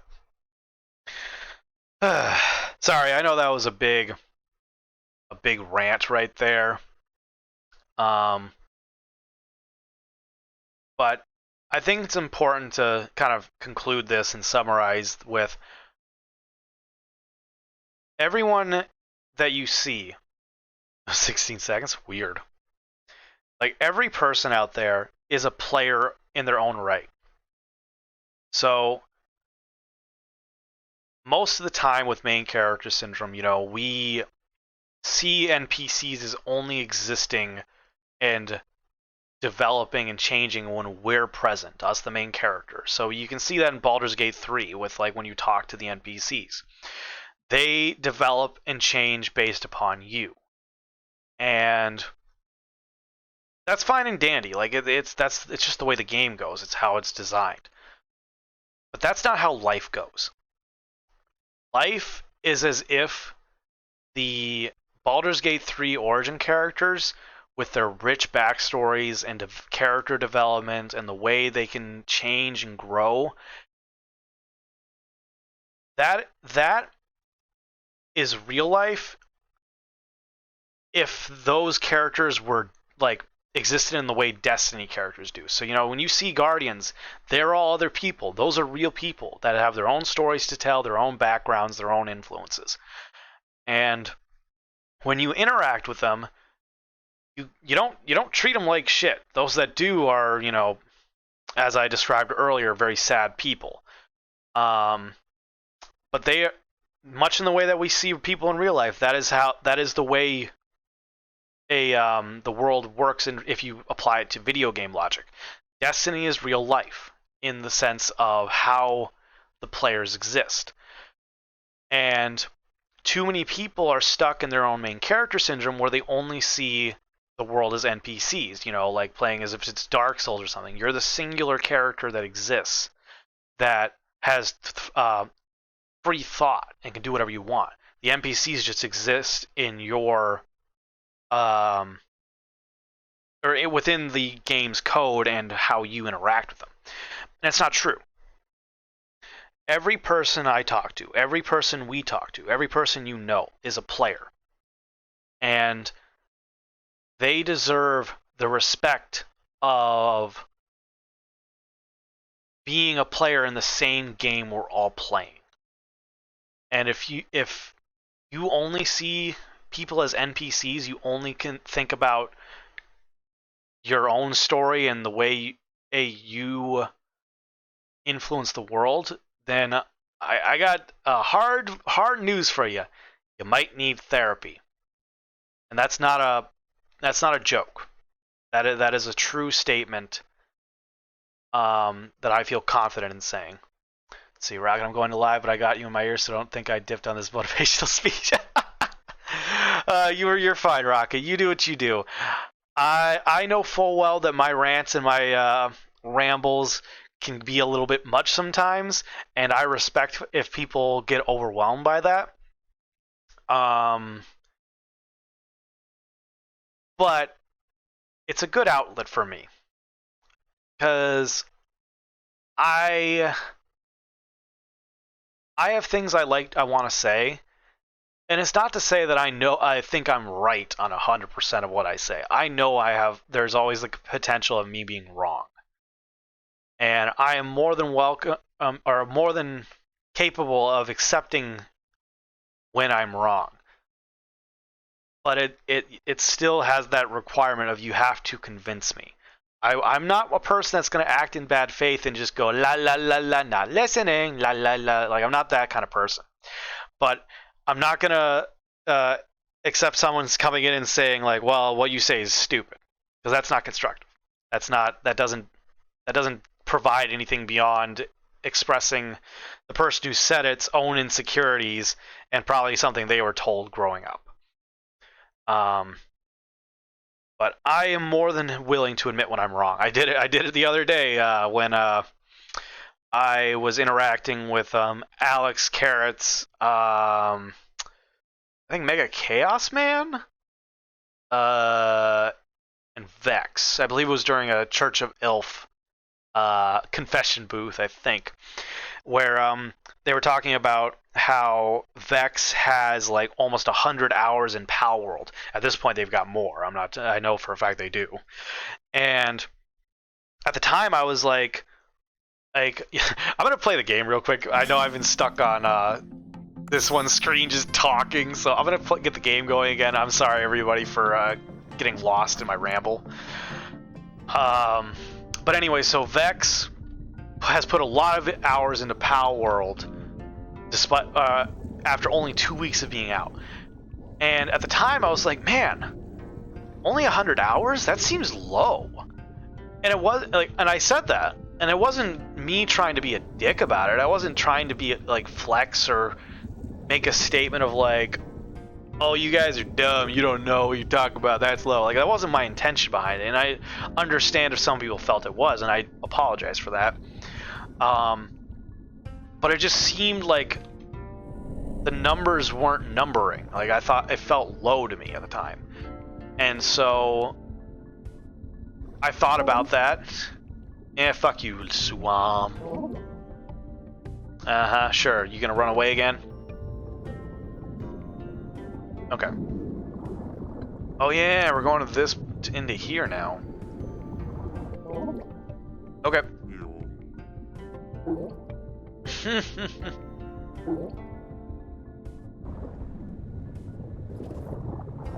Fucking you didn't even, Swam didn't even do it. Loser. Oh, it was in your record chambers.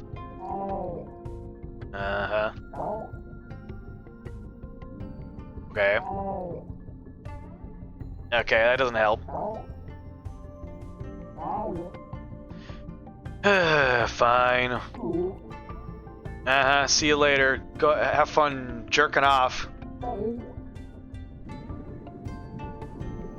Anyway, so I made a couple comments in the chat about it, and I didn't realize at the time that some of the peeps hanging out in the voice call were actually responding to me real time. Like that's the one thing that I kind of miss sometimes, is if people read my messages and I'll like respond immediately. It catches me off guard.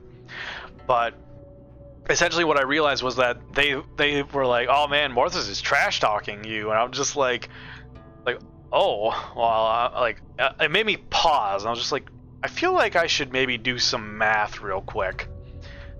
And so I did the math to figure out what my average was for some of my games in terms of time. So I've got more than 300 hours in Baldur's Gate 3, and it didn't occur to me how long I've been playing and how many hours on average I was putting into it.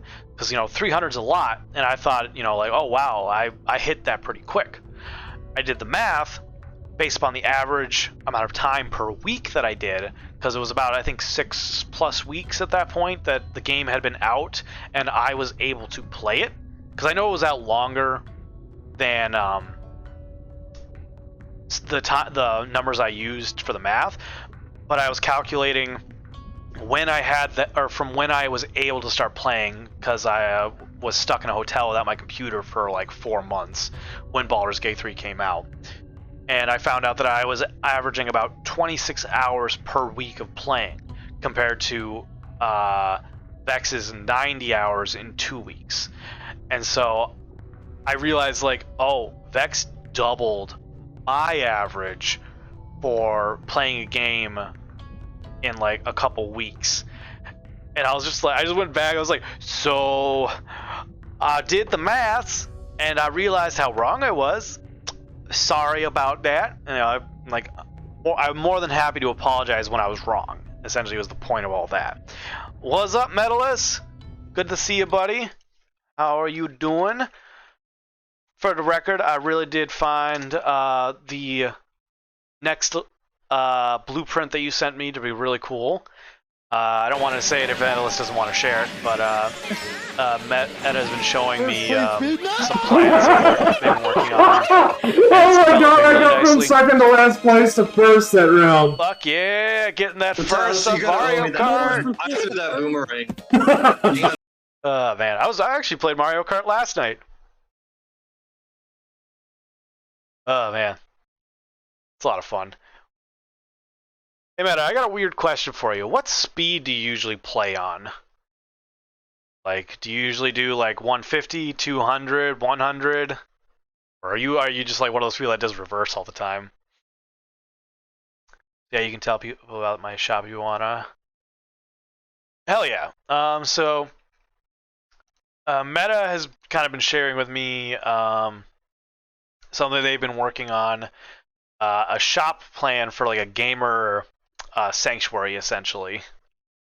And they sent me a blueprint of like the layout and kind of the room structure, and then they sent me a new one today with a more developed interior for each room, which was really cool to see. Let's see. I do it all depending on who's racing with me. I also race online. Hell yeah. The reason I asked is because I always thought that the average was, or like most people play on a 150 speed. Like that's the standard. But then when I was playing with one of my friends, like last year, I think, and I set it, Test 1. What? Okay, hold on a second. Okay, do I need to get down here? That was weird. And so I set it up for 150 because that's the average I play at with my partner and my sister formerly. And the only reason I did that was because I thought that was what everyone did. I was like, I want to make sure I'm up to the task of, racing at a speed that everyone's familiar with. And my friend's like, well, why are you on 150? I'm like, what do you mean? Isn't that what everyone does? He's like, no, I do 100. And I was just like, oh. So I was just curious. It's like, is that normal? Like, what's the normal average speed then? Because I like 150. It's a good ratio of speed. The only problem is I suck at Mario Kart. I am incapable of drifting because I'm just a gotta go fast kind of person. And so I cheat, or at least I self-describe myself as cheating by using auto steering. According to my friend, that's not actually cheating. I'm actually handicapping myself, but I find that kind of weird. Let's see, I was in the top 110 in my region on Wii U for dry deserts, so I'm pretty good at the game. Hell yeah, nice. Sorry, I'm just getting my bearings in here. Because I think I came up through here, didn't I? Alright. Son of a bitch. I don't like how I'm trying to do that all the time. Okay, so we'll hit... Wait. Do I need to hit... Okay, I feel like I'm going the wrong direction now. ERB, sounds good, Meta. You have a good one. Well, I'll see you in a bit. Do what you gotta do.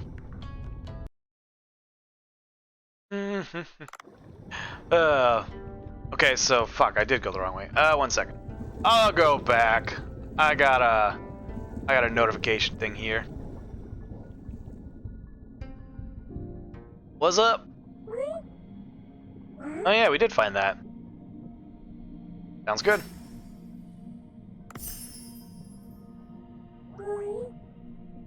Yes. I'm getting invited to a wedding? A wedding! A wedding! We're gonna have a wedding! I would find that very, a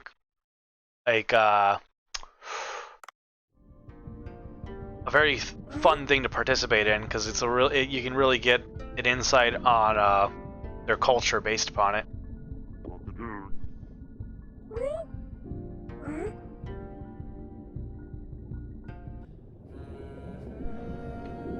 I'm usually not a wedding person, not gonna lie.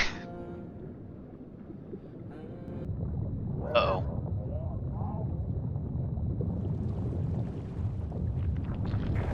Oh no!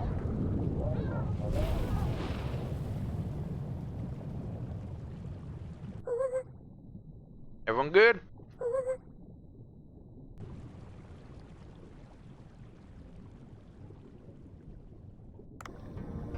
Well, shit. Y'all good, Nyamo? Clearly.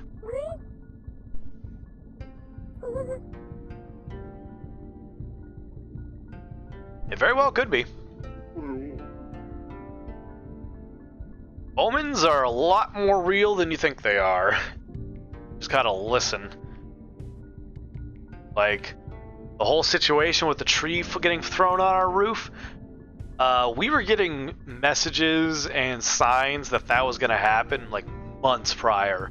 And only now that we've it's been so long since the incident, and we've been able to like think about and go through and remember stuff, the signs were there, and the consequences for ignoring them were heavy. So, if you have a gut feeling that says don't do something or you should do something, there's a good chance that there might be some truth to it. Now, there are exceptions to that rule. It's not a free reign of like, intrusive thought. I should do that. No, that's not what I'm saying. But if deep in your fucking gut, like there's just this nagging sense in the back of your skull that says, hey, this is something you might want to look into or think about, it's a good idea to listen. Because your subconscious has access to all the knowledge and experience you have in your life, regardless if you can actively recall it or not, and can give you like hints about it. So it's like pattern recognition. If you've seen the signs of abuse all your life and you're interacting with someone and they give you this feeling of like something's fucked up about them, chances are you're remembering patterns that you saw back in the day, and your subconscious is trying to red alert you and say, hey, that person isn't safe. Like, keep an eye on them. Innocent until proven guilty, mind you, but don't just ignore it. Like, you might save yourself or save somebody else if you trust your gut and trust yourself to know and experience like things around you. Alright. You're okay, Nyamo. Yeah, we probably got something. I certainly will.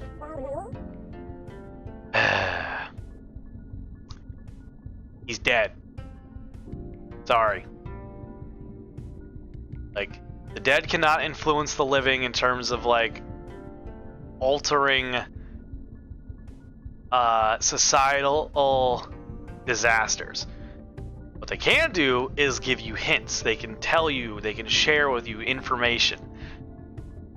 But they can't stop it.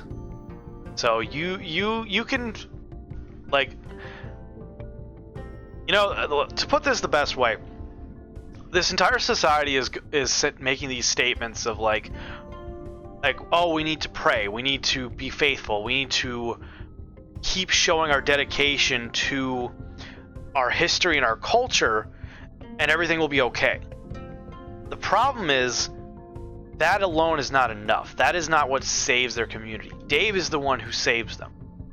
And it's not to say like Dave is better than their culture, their faith. What it is that Dave is the answer they've been waiting for. And if they refuse to acknowledge that, then they're doomed. It's kind of like this there's this story I once read where it's just like this family was trapped on the roof of their house during a very severe flood, which is a real thing. And they had 3 attempts where they could have been saved, both by like a boat that came by, a chopper or like a helicopter that came by, and there was like one other. I don't remember. There might have been a moment before the boat, like before the water got bad. I'm not 100% certain. It's been a while since I read the story. But each time they denied the rescue, stating their faith would protect them. Now, there's more specifics than just that. I just don't want to be calling out specific groups right now. But they said, no, my faith will protect me. I don't need your help. And at the end of the story, they die. The flood comes in. They're not safe on that roof, and they get killed. And they go up to their version of paradise. They get to meet their the figure of their faith, and they're like, well, why didn't you save me? Why didn't you protect me? I was so faithful. And the response from their the object of their faith states, I did. I sent you 3 different times something that could save your life, and you ignored each one. And that is what this is.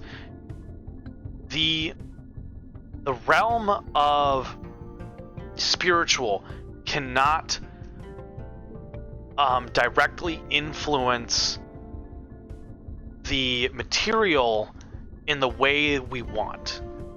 It requires patience, it requires learning, it requires seeing what's in front of us and reacting to it. And this is what goes into so many different stories in like regards to the hero's journey, the development of villains.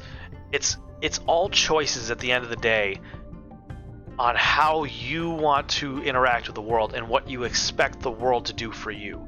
And the world at the end of the day is not going to just pick you up and save you like a child, because that is not fair to so many people that have been hurt and brutalized by other humans. Both because one side, or the brutal side, believes they have the right to do so, and also on the other side of the victims believing, oh, this is divine, this is supposed to happen. We can't do anything against it because as we're subject to the whims of the unseen. And it's I know I'm touching some buttons that might cause some waves, and I know that's not necessarily what I have been trying to portray as the point of this community, but it is a very important thing that needs to be said, because there's way too much pitter patter and a lack of action for the benefit of society, and society being not just like borders or class or anything like that. No, society as a whole, as humans.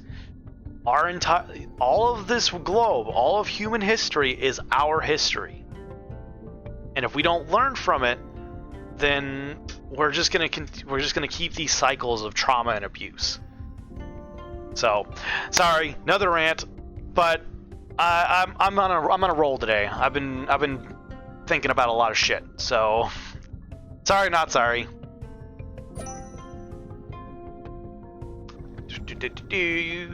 Alright, what do we got over here? Ooh, we can deliver that. Fuck yeah.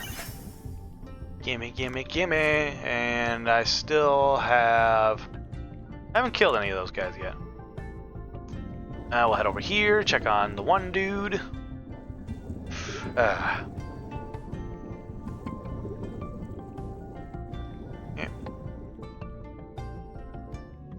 What's up? Nope.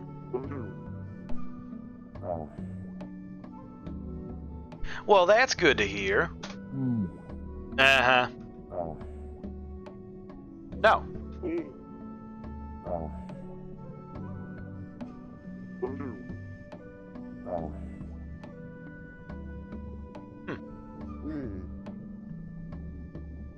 Do I have any? Yeah, I do already have it. Yeah, you do.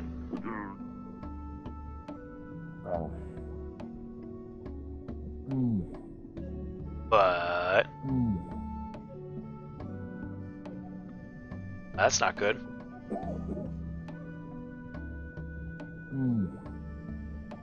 I suppose, since I didn't really have to go and do that one quest, I guess I can help you.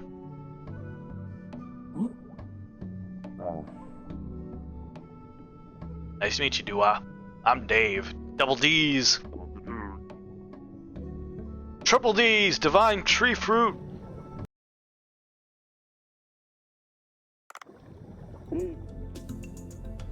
Hell yeah.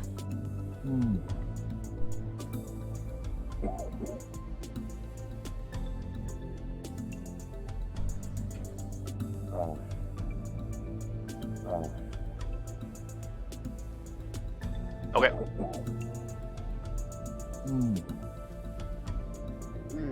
Okay. Alright, let's go. Go, go, go, go. Alright, got that. Let's go. Okay. Hey. Perfect. Hey. Where you going, buddy? Hey. 2. Perfect. Oh, shit. Tree branch in the way. Get back here, you son of a bitch. Why are you moving? Hey. There we go. Gimme. I'm going. Floop. Okay, one more. Easy peasy. And shit, I'm stuck. You'd stop moving. This would have been over with. Aha! Okay, be good. Sounds good.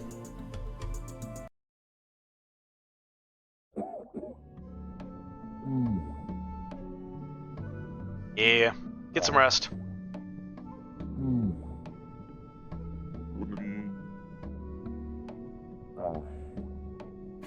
See?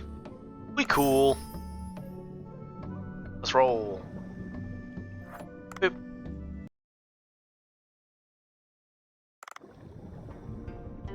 Alright. What else we got? Nyom. Do we get new ones? Aha! Sure. Just grab these while we're here. Wait a minute. What? Oh. I have a lot of fucking chamber nautiluses, apparently. There we go. Easy peasy. Oh, I didn't have enough. Huh. Well then. Alright, we'll head back up here then. And actually head into the glacial area. Yeah. just swimming into a wall. Up and over. Okay. Now we'll actually head, I think, the correct direction. Yeah. In we go.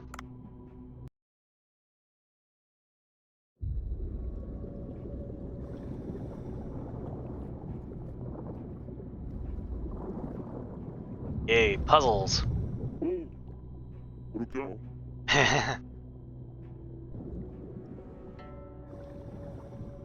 It's also cold in here.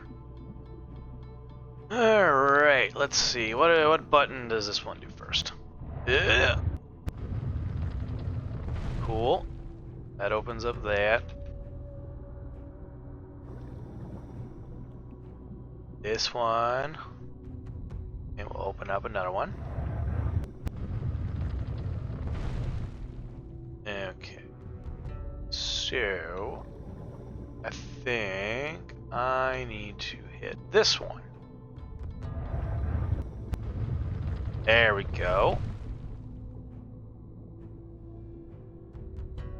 If I do this correct, we get to sing a song.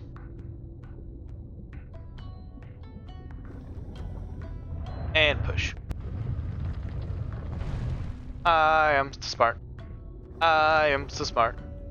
SMRT. I mean SMART. Uh-oh. Alright. Ad break, I think, just happened, so we'll hold on for a second. I'll check on that, yeah. One's now, we wait. Suppose while I'm doing that.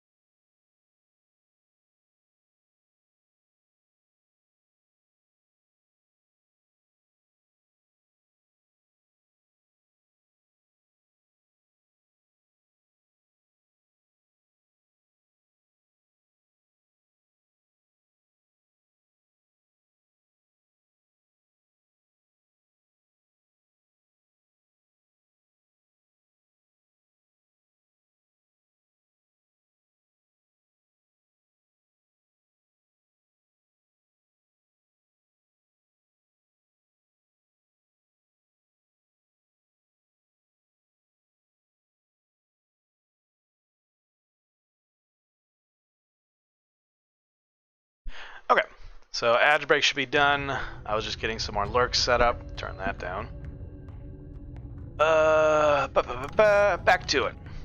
Ooh, shiny. Alright, we're just going to hide these Gadons. Or Gadons, I'm not really sure the proper pronunciation, but you know. I'm surprised he doesn't see the light. Like, you'd think a creature that hates light would, at the very least,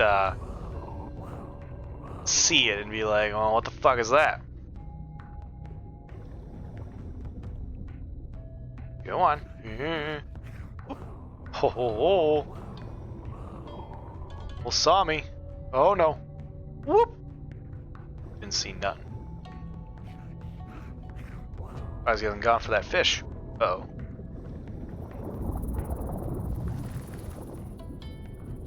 Sea spiders.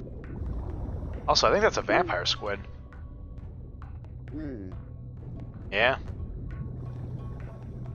Alright, let's try this again. And boop. Nope. Yep. Alright, you know, we're just gonna do it down here. Boop. Okay, try again. Nope. Where the oh wait, do I have to zoom out? Is that it? That probably would help. God, mother, what the fuck?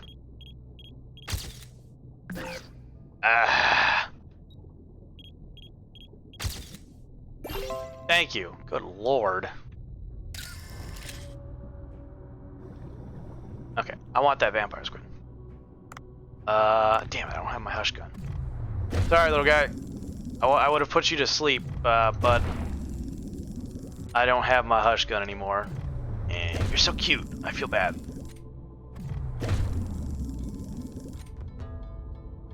You know what? I'm just gonna put you down.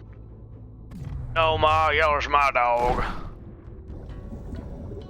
You are a tough little shit. Please just die. I don't want to keep shooting you. Are you dead? Nope. Ow. Please, just go to sleep. Okay, there. I'm sorry, little buddy. That was torture, probably. I feel bad now. I feel like a horrible person now.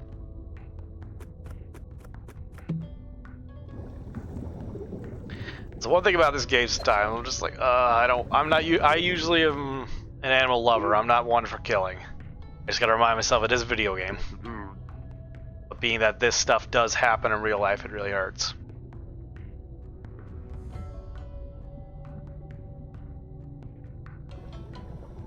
Alright, let's hope.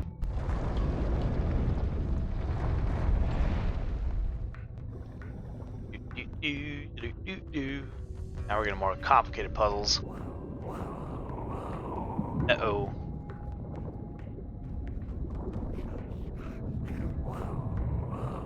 Flashbang!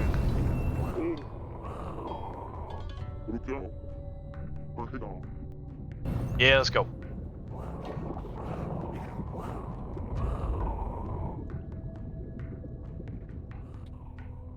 Okay. There. And up we go. Hit that one.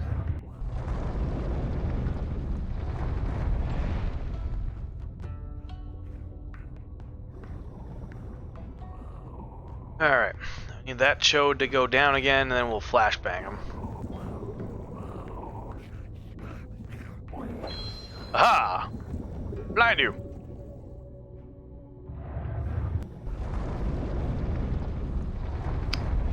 Now, wait a minute.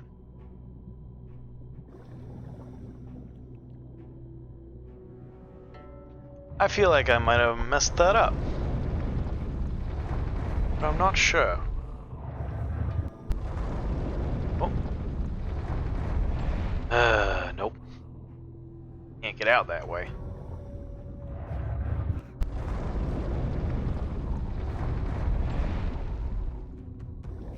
Alright. Flashbang you again. And we'll head up here.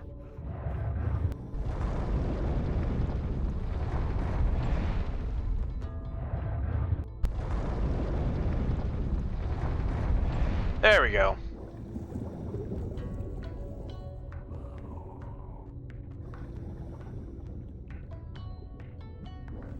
There we go. Got that. And up. Uh-oh.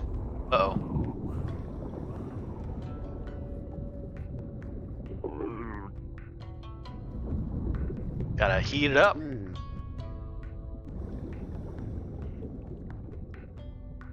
Sounds good, let's go.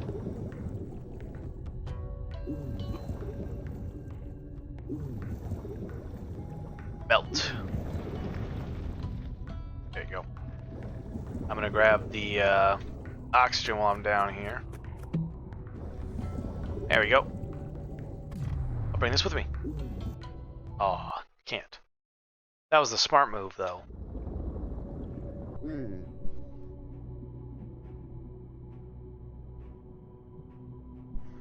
Okay.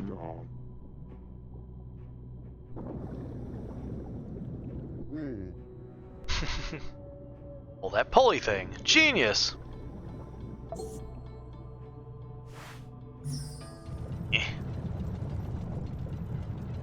Dave's fucking strong.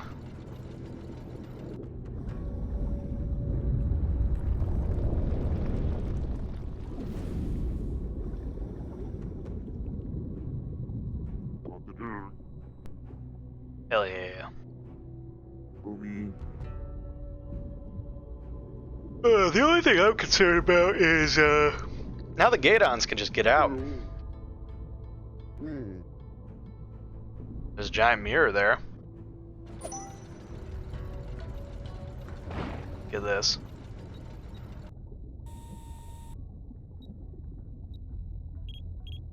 Oop. Yeah.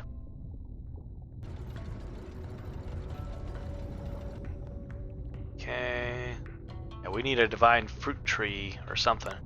I had one, but the game said no, you can't bring it with you. You can't be smart.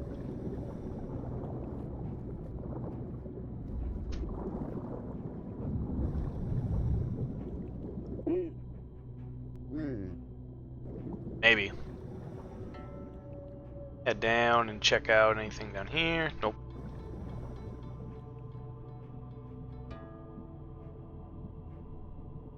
Can't do anything over there, so moving this. Oh, there's one down there. No. And yeah, so we'll bring the fruit tree back around.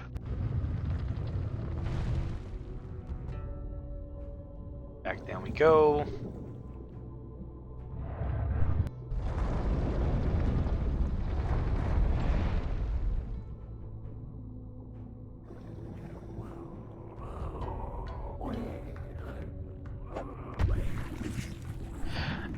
The reticle was right there. I even clicked it. And it just swung my fucking sword. That was, or my knife. That was bullshit. Like the reticle was there. It told me what to hit. I clicked it, and it said,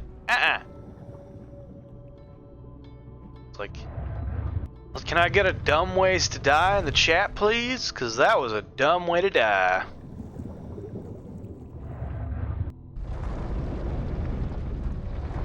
Let's try this again.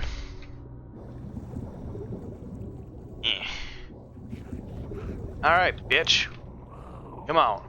There.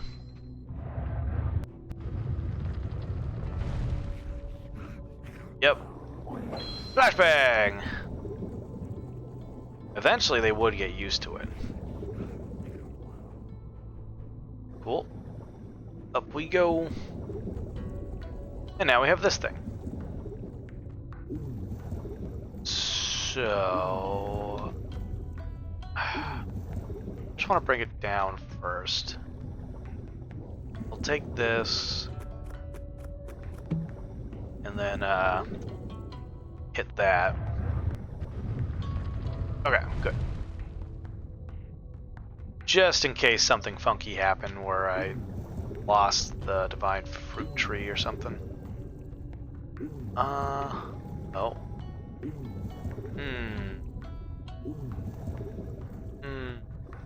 That's a problem. Unless, was I not supposed to do that? Hey, Bethy Blue, welcome in. Thank you for the raid. Welcome in, Raiders. Dude, I'm Playing some Dave the Diver today. next to you. Hold on 1 second. I'll get you a shouty out, Betty Blue. Shout how much out. next and... can I be? I'm right here. I am. Oh wait, it already gave you one. I forgot the raids. I do have it set where the raid will do it, but I'll give you another one just because I can. Playing some Skyrim. Hell yeah. Damn. Oh yeah, doing the shout test. Nice. Of course.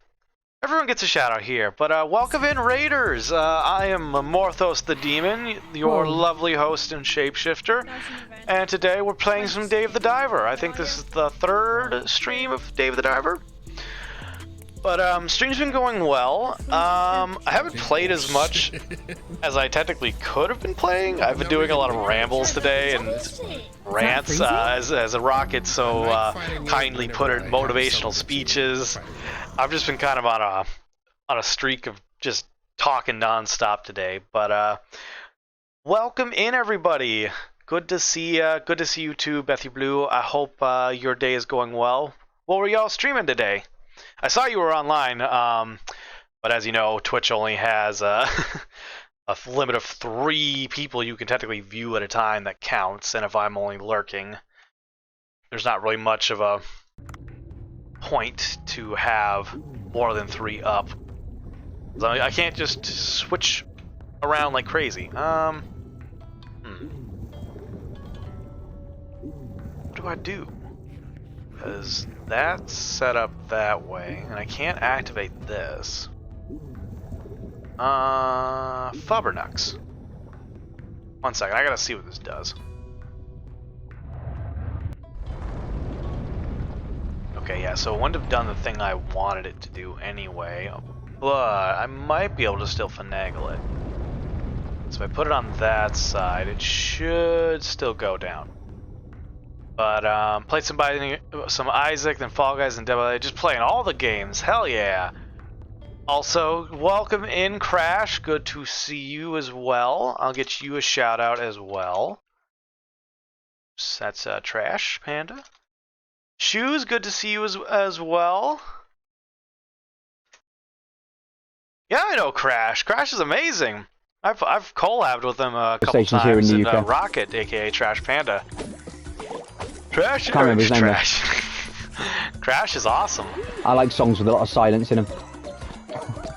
I love playing games with Crash. We haven't played in a little bit, which is kind Love is the kind that you clean up with a mop and bucket. Definitely. But only God knows their where we stuck streams. it. I love hanging out with them, and I love getting to know them. I want to be down in your South City. Let the motion of the ocean You didn't know where I was do cool something. like that. I mean, I'm pretty fucking cool. No, I'm not that cool. Yeah. Aw, thanks, Crash. You're awesome, and we love you too. Say with Shoes, Crockett, and everybody. Y'all are amazing. Y'all are the best part about streaming. Yeah. But anyway, welcome in, Raiders. We're playing, as I said before, playing Dave the Diver. To those that don't know me, I am Morthos the Demon. But don't let the name fool you. I'm your lovely shape-shifting host. I can be whatever you want me to be. Demon's merely a title. As to why, I don't know. Maybe that will be revealed someday. But not today. Alright, actually I need that to go up here. I don't actually remember which way it turns, so we'll see what happens here. Shit, I turned it the wrong way. Alright, well, round and round we go. Where we stop, nobody knows. Well, it's good. Thank you so much for thinking about me when getting the raid going, Bethy. Love seeing you. Glad to have you. And love everybody who came in and who's been here. Y'all are what make this work, and I love every second of it because of all the amazing people I get to meet. But yeah, Crash, you have a good lurk. Shoes, you have a good lurk. Thanks for stopping by. To anyone else, if you need to raid and run, raid and lurk, do whatever you gotta do. I care about you more as a person than a number on my screen, and I understand that life is important and you gotta get things done. So, do what you gotta do. I appreciate the fact that y'all are here, regardless of how long you are here for. I will say this though, if you want to make sure your view counts, if you do want to show support to my stream or anyone's stream when you're part of the raids, it is a good idea to refresh your browser page so that Twitch counts it as a view, because otherwise when you're in raid mode, it doesn't count. It treats it like a separate thing and doesn't give the actual views. So a little bit of a tip for any particular streamers you're part of, even your own. If you want to make sure the views that you want to give count for a raid, refresh the page. But yeah, so Crash, Shoes, thank you so much. You guys have a good lurk. Bethy Blue on DB lurking while I eat and do other stream stuff. Yep, hell yeah, you do what you gotta do. Thank you so much for being here. Thank you so much for the raid. To the new raiders, 2 people coming in, people who do know me, who don't. I'll give you an announcement that I gave earlier. My 1-year anniversary of streaming is coming up on the 26th of February, and I will be celebrating both that, the Channel Point Redeem Challenge, hitting 100 followers, all on that day. So we'll be playing for I'll be doing a 24-hour stream, playing Little Nightmares, Alien Isolation, maybe doing a fundraiser during the whole stream, and who knows. Like, I'm up for ideas, I'm up for suggestions. I'll be brainstorming and thinking up my own ideas. But if you want to come and celebrate with me a 1-year anniversary and you've got the time in a 24-hour span, I'd love to see you. I'd love to have you. But we'll get back to it. I don't want to get stuck in another ramble and play this game for like a fraction of how long I've been streaming. But hope everyone enjoys Dave the Diver as much as I do. Jade, I hope despite all the rambles, if you're still hanging out, Dave the Diver's at least been chill and relaxing as you had hoped for, because I know you're having a rough time with some stuff. Let's see, looks like I can hold something. Sure. Yeah, so we gotta get that divine fruit tree down. Hey, Chef Dan, welcome in. Thank you for the lurk. Yep, I figured. I see that you're still streaming. Thanks for popping in for the lurk as well. I'll get you a shouty outy as well. Yeah. Oh, I thought that was a fish. I hope your stream's going well, Dan, with PS Tuesdays. Spooky? It's very spooky cookies. Let's drop this son of a bitch in. Her plunk. If it makes you feel any better, you cannot get hit by lightning.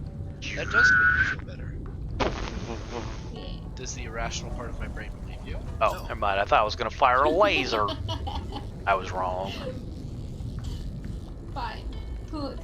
If you get struck by lightning, so do I. Alright. Emotional. Hell yeah, I'll get another picture of that. Oh, there's the laser. I like how you moved Yes. away after I said that. Yeah, well, I don't want to get struck by lightning if you do, Yuki. I don't think you can get struck by lightning in Stardew, Dan. I'm assuming Yuki already said that to you, but I don't think it's possible for you to get hit. Unless it is. I know it can damage shit. Like, it's not like it can't, but I don't think I've ever seen someone get hit by lightning before. Yeah, we gotta. This is like old science. I remember this stuff in science class, learning about reflection and how light is influenced by it. Cool shit. Didn't understand it at the time, but you know, I do a little bit now, thanks to Augusta. It's funny that you can just swim through it. What the hell?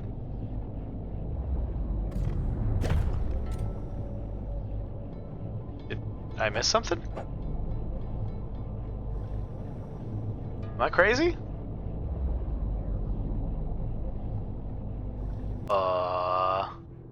Oh, the right gear. Okay, I need to actually go and get, like, I think a crowbar.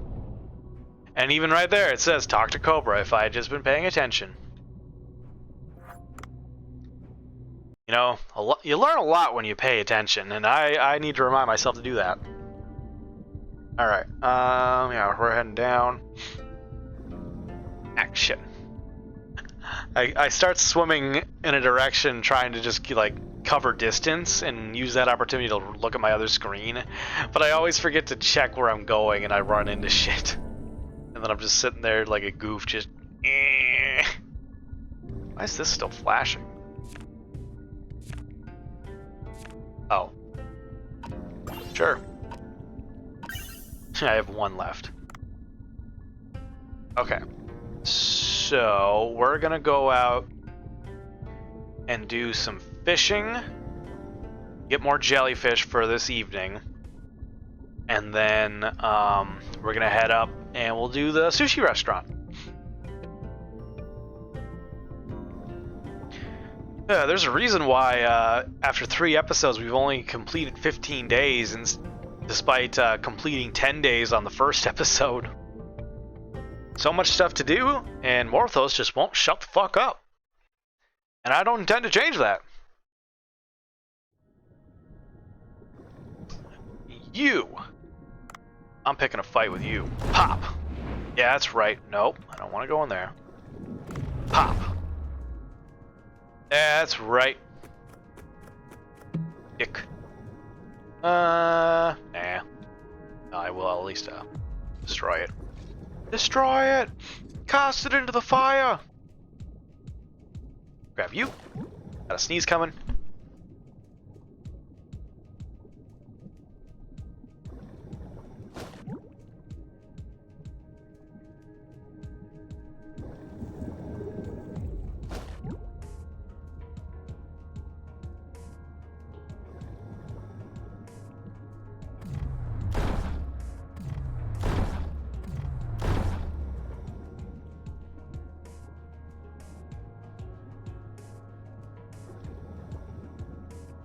I'd like my Hush gun, but I don't have it because I didn't realize when I upgraded my weapon, it swapped it out like a dummy.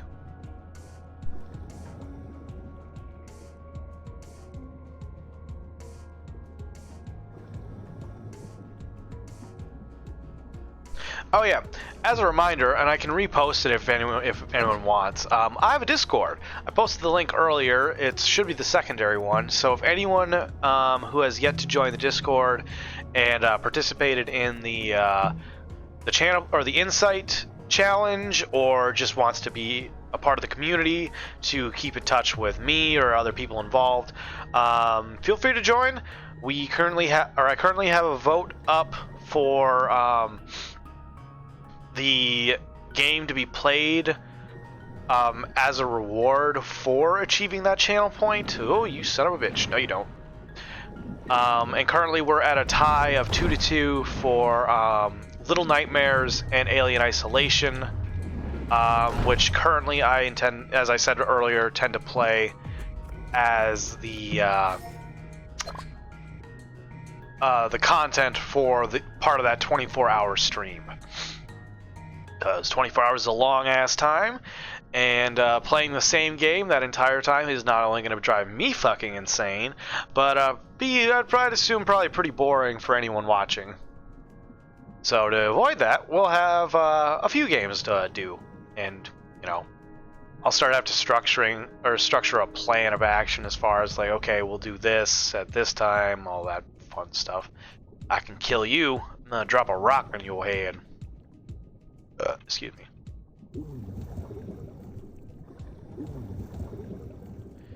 Yeet. And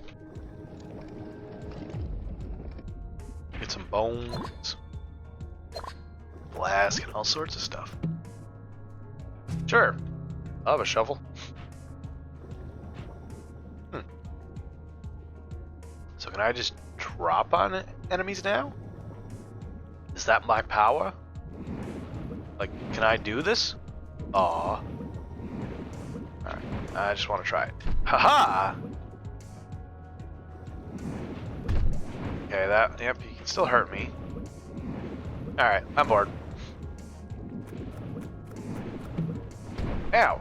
Nah, you got fucking range. What do I want? Hold on. You're being a dick.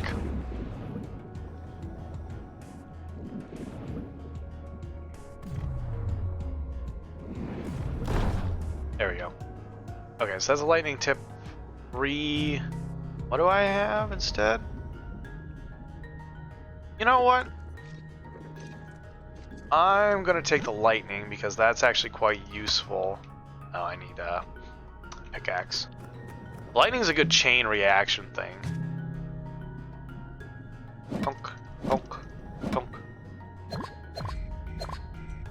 Cool. Grab that. Grab this. And we continue making our way. Making my way. But yeah. Gathering resources, kind of utilizing the rest of our time for this particular dive, because this is our afternoon dive. And I like to try to make the most out of, you know, my dives, if I can. You know what I forgot to do? I forgot to go and drop off the seahorses. Got another sneeze coming.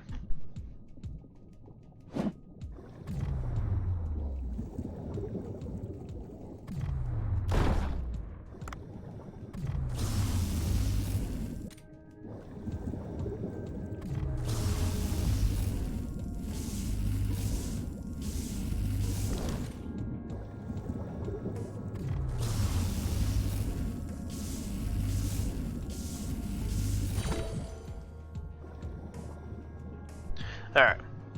Caught it. I think I need to head over this way. Although I could just head back down. Another ad. Great.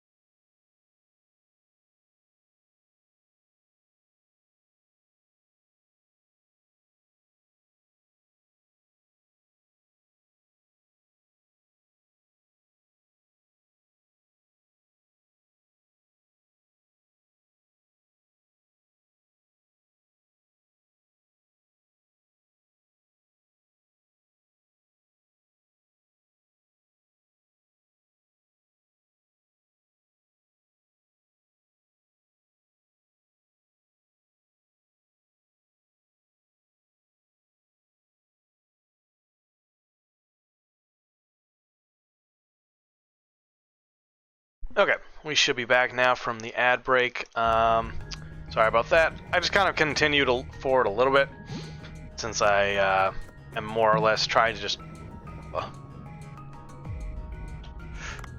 I mean, I can't say no to a poison sniper rifle. That's pretty dope. You know what I forgot to do? Disassemble this. And boop. Assuming I didn't just destroy it outright and did the dumb. Oh well, it's a simple rifle. It's not something I'm too concerned about. Yes, I get the grenade launcher. Boom.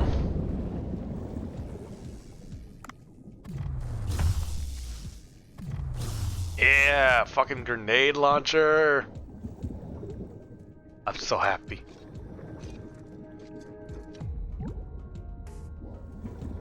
I mean, come on. Woo. And another one. Pop. There you go. They're only 1 star, but that's fine. I don't have the hush gun, so. And sure. I'll make this your problem too. And boop. Aw, damn it. Aha! Hehehe. That's right. Payback for being a jerk. Also, kind of a little side note, didn't really mention it earlier. I have made 2 new, like, kind of, picks, or 2 things for the channel. So, first, I made a new emote, just a simple little one. It's not, like, really much, but, in one of the streams the other day, I was kind of doing a bit with Carrots where, they wanted to make a deal for curing their chronic pain, and I was just like, shit, I don't have an emote that can do that. So I made a little magical contract deal as kind of a fun free emote for everybody. And then, in case anyone hasn't seen it yet, I have finally made my own little insight image, and so that right there, it's kind of like kind of a geode that is cracked open to what would normally reveal like a crystal-like formation, but in this case, much in the same way that the skull, aka my home in the void, has its own little pocket dimension, which is essentially my accumulation of insight in the grander scheme of the void. That is essentially like a little rock that has insight in it that, you know, y'all are essentially earning by hanging out, chatting, and lurking. So, a little bit of lore and spice for the content of the theme and content of the channel, in case anyone enjoys that stuff. I do. It's fun. But just some things I had yet to mention that I felt I maybe should have. Stone adhesive for use underwater. Yeah, that should be easy. Always easy, always a handy. Yeah, caulk is a pretty useful adhesive in all sorts of conditions. And yes, I am saying it right. We ain't going tonight. That'll be tomorrow.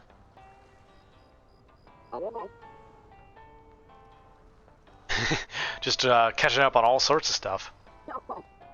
Okay. No. So you have caulk for stone underwater just lying around, but you don't have a crowbar. Cobra, come on. What life do you live? Yep. Okay.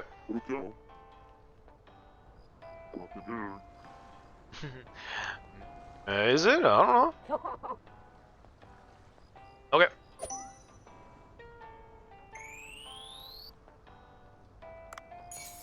Alright, yeah, we're gonna transfer all you, because I'm not eating you. Wanna register you.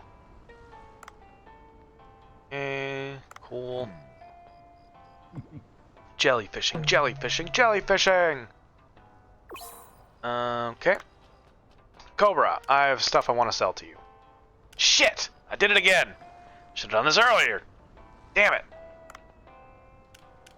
What do you got for me, Duff? Oh yeah, you still got that triple axle? Sure, why not? I'll give you a cutscene.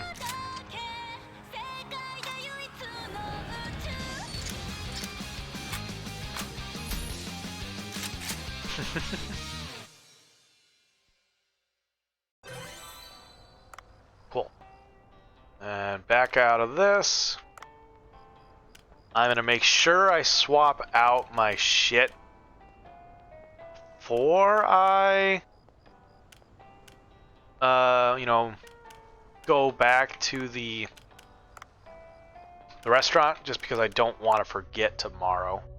We have the Glacial Passage, Marinka. Got that one, and got that one. Cool. Alright. Let's go. We still gotta find that baby whale, too. Aww. Who are you again? Okay. Mm-hmm.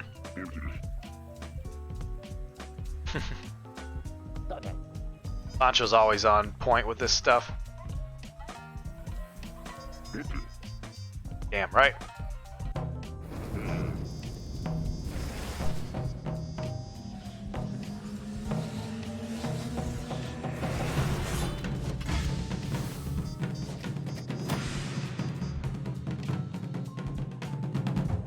Just the intense, like, underhand, just slide. Alright, I suppose I can get it. Alright, here you go, Mr. What's your name? Taking my time. Here you go.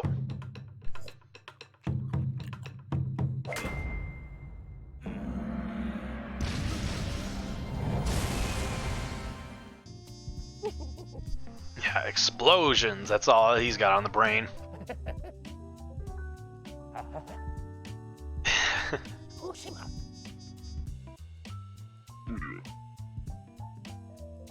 See? Community. Coming together.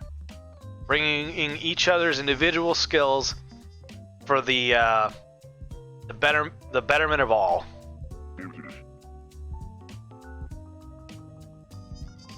Hell yeah. Pancho is the man. He is him.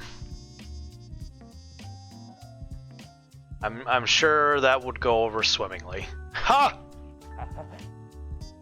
Uh-huh. I agree, Dave. Alright, have a good day. Just carry that around with you? Pancho. It's like, oh my god. Nerd. Hell yeah. Alright, have a good day. So, we got our own shit to do. We have a menu to make. Do we have any jellyfish dishes to make? No. Wolf eel. Pufferfish, no. No.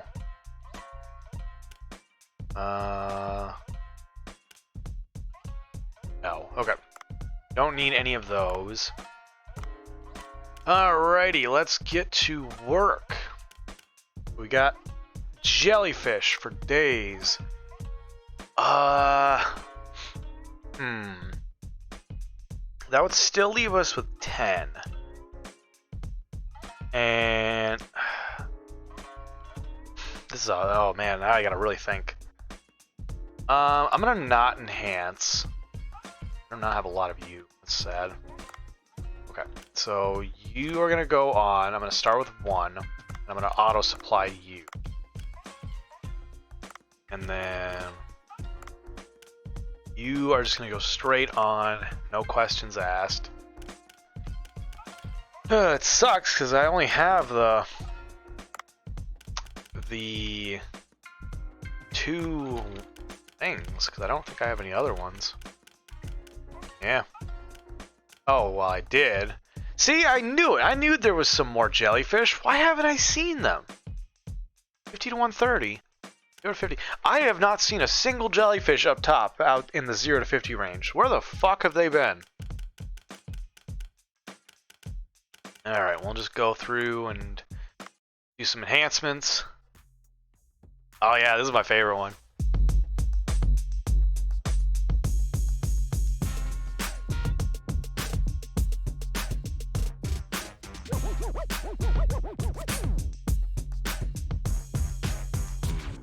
Hell yeah, I fucking love Bancho. He's true to himself and his craft, and it's fucking sexy. All right, yep, we'll enhance you. Sure. We'll just enhance all the ones we have available to us right now. I'm not going to be putting a whole lot onto the menu. All right, I'm going to manage you and auto supply you. I'll have one of those on there. Auto supply. Yep. Cool. Anyone want some shrimp? Pop those on. And pop that on. Cool. Go. Staff. Let's make sure everyone is up to snuff today. Okay. 442. Yeah, let's get you all trained. We're gonna go down the list. Training. Cool. Still, is it level 10 they hit that threshold? Let's see. 191 increase. Oh, you Maki. 375. That's pretty good. Man.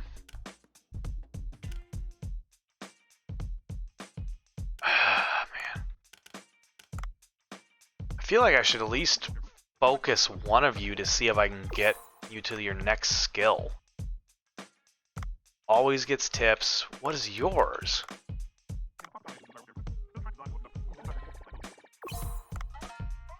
Refill wasabi. There we go. Come on, Jandy, you're the one who's getting trained. I need that wasabi backup here, okay? Alright, let's do this. I think that's what I've been missing, is like having that person who can also do an additional job, because otherwise I'm the only one that can clean wasabi and like do wasabi. And the only thing that she's been doing is serving, so it's like I'm glad to finally get her up to another skill that helps me out a little bit. Alright, let's do this, everybody.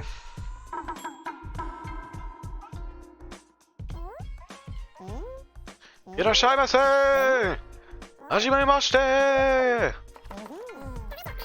Yep. Let's fucking go. People to serve.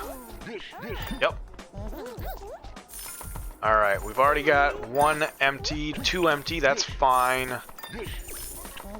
We'll get the first wave going. Okay, so now... Hold on. Yeah, so we're already out of this one. So we're gonna replace... I'm only gonna do auto supplies just because I don't want to overdo stuff. Especially when there's a chance I don't even sell all of it, you know? Swap. Auto supply. Swap.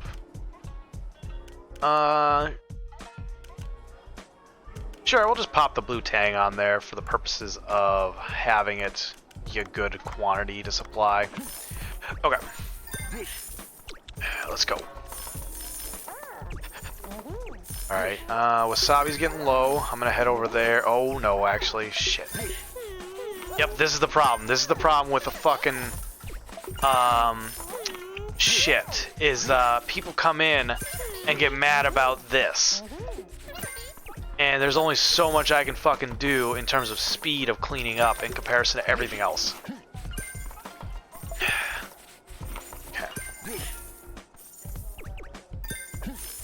Like, I'm really annoyed that so many just happened at the same exact time.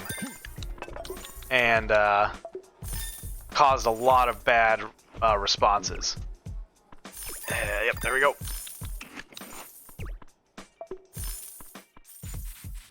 Because that shouldn't have happened. Like, the fact that all of them at the exact same time were just dirty dishes. It's like, y'all are a bunch of fucking slobs. Alright. Could have been better, but it also could have been worse. I love the party people. Kinda sucks we didn't have more jellyfish though.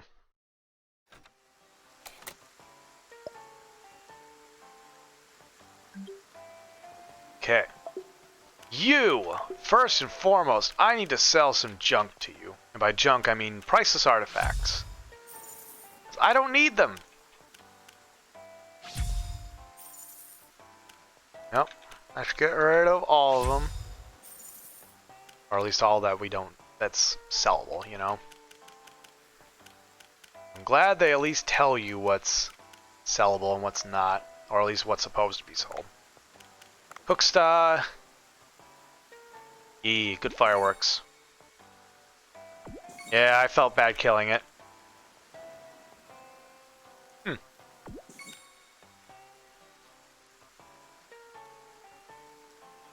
Yeah, that's right. That's right, Dave. Help the environment.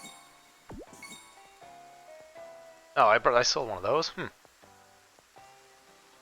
Uh-huh. Cool. Oh, got that. We'll go check on the farm in a second. Ale.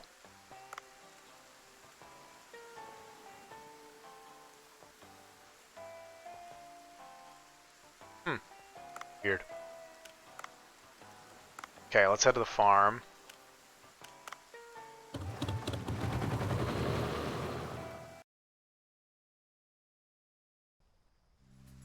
Yep, gotta get these weeds.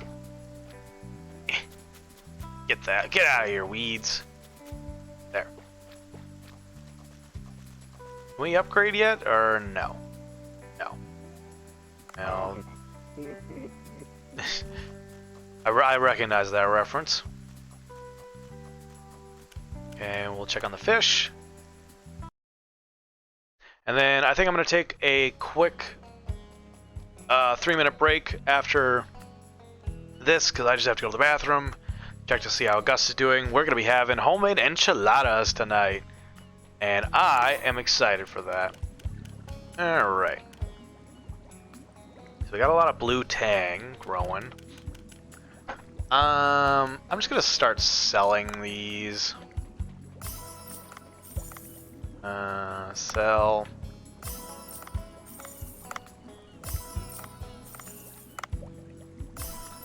There's not really much of a reason to send a singular one to the kitchen. And unless I go and catch specific ones and get another, you know, what's the word I'm looking for? Another one of each one, which requires me getting lucky to get the row or whatever it's called. There's not much of a reason for me to do it. So we'll do that. We'll check on you. Looks like you have something to say. These ones I'll just leave as is because I'm not generating anything. And in the case of catching shit, you know, it'd be nice to get that.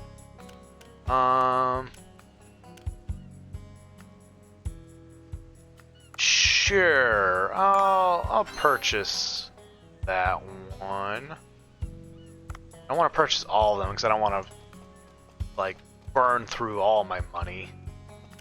At the very least, I have another one open, which is good.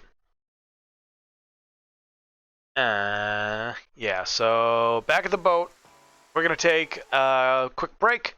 So hope everyone's enjoying today's episode. I'm really enjoying Dave the Diver. You know, as I've said many a times, it is such a great game. So much content in it, and such a nice chillax vibe that it has, just consistently. So I look forward to continuing. Yeah, let's go, Dave. Drink up. But we'll be back in a few minutes. Gonna go to the bathroom. Probably will take a little longer than 3 minutes, but I'll make sure to put the be right back screen up. So, see y'all soon. Hope you're having a great day. Bye.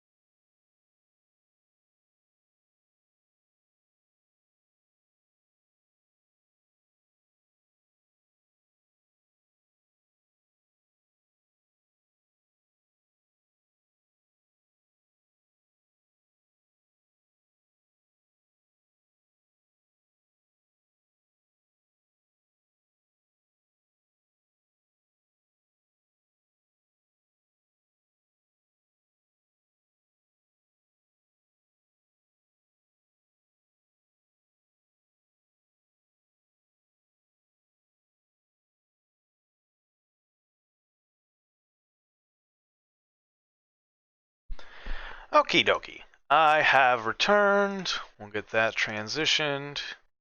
Boop, boop, boop, boop. Hope everyone had a lovely break.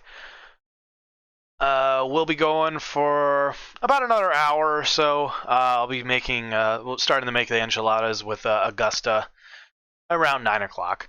So we'll see how far we get then. I talked to Cobra, I did all that stuff, so we're heading straight down to the sea people. Because I want to drop off those seahorses before I accidentally eat them. Like a dummy. Alright, Mima, what you need? Hey, you got customers again. It's only been like a day. You're so funny. Ooh.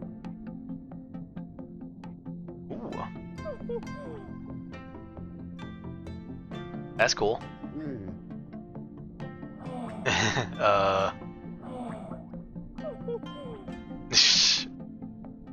Okay. I agree, Dave. Yeah. Oh yeah, so this gives like stat boosts and whatnot. Oh yeah, she gets her own cutscenes.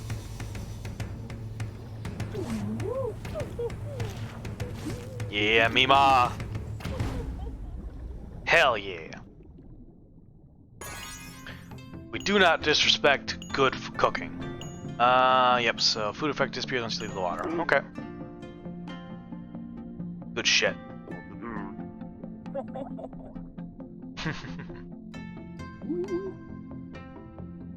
Sounds good. Thank you, Mima. Twice a day.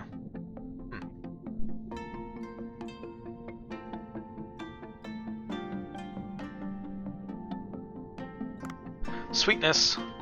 Thank you, Mima.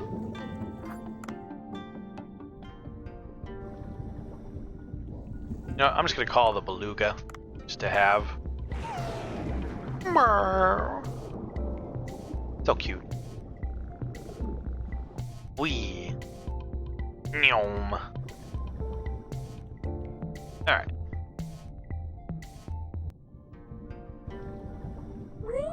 What's up, Nyamo? Why me?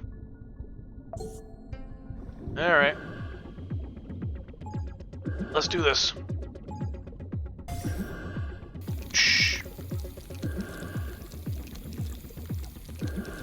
Clock is good shit. I used this a lot when I was in Assembler 3. And I tell you, it really got stuff stuck down when push came to shove. It sucked because there was times we'd mess up on something and have to unseal it, and oh boy, cleaning up the mess and getting it apart, a headache and a half. Good! That was perfect. You're welcome.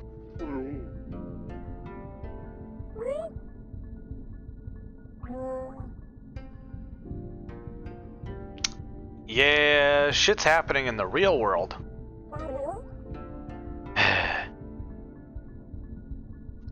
Pat. You're gonna have to learn at some point that reality is where things happen. Spirituality can help push or like get your attention on things, but it will not change reality. But for the time being, pat. Anyway, Instagram.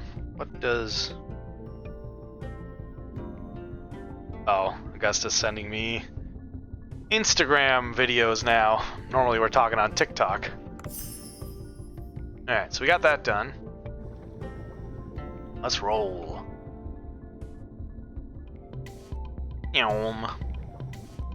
Oh. Hi, kids. Use your ball again. Oh, there's a child missing now. That's not good. My name's Dave. That's not good.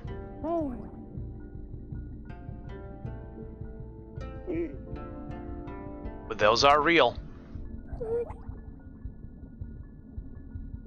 Oh.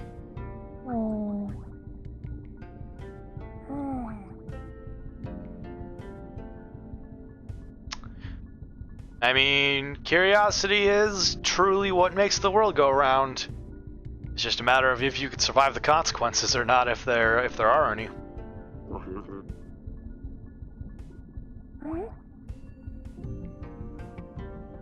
Okay.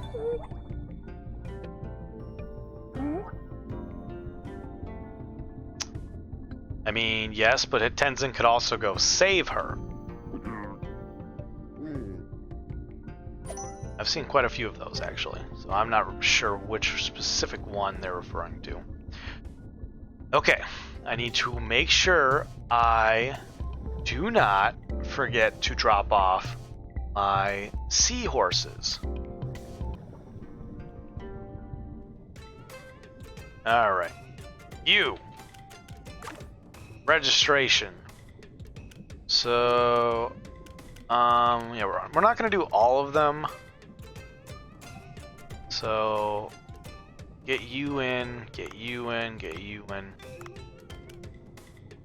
And let's see. Is there a way I can like pull you out? Information. Well,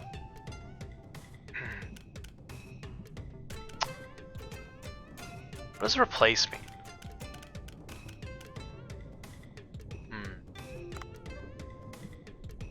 Okay. So essentially it's better versions. Okay. So cancel that. So that's only a tier 1. You are indeed the weakest of the links. Alright, I'm just gonna leave this as is. These ones are just gonna be dinner. As fucked up as that sounds. Sure, I will play a game while we're here. Now I just gotta pay attention this time.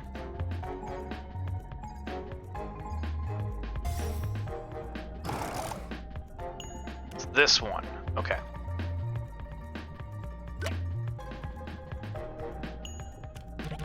Let's get 3. I'm not taking my mouse off at this time.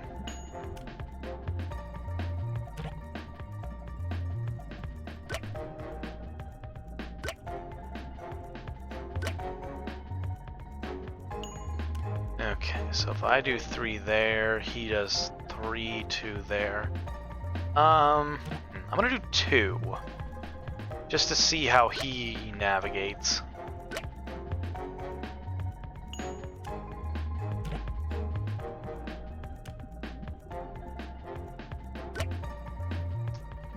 Okay. If I do 3, 1, 2, 3.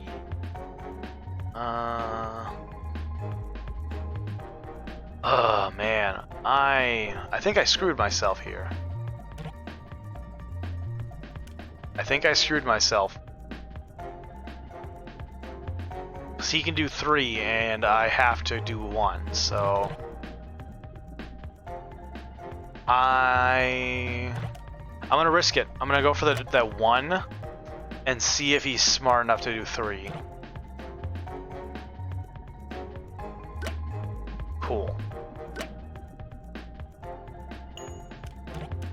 So now I do 1 and he has to hit that 1.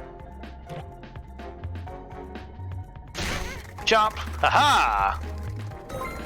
Okay. I almost fucked that up. He could have easily won that. But meta knowledge really helps. We'll do a big one. We'll do a big bet. Just for the funds. Oh, we're going all the way down.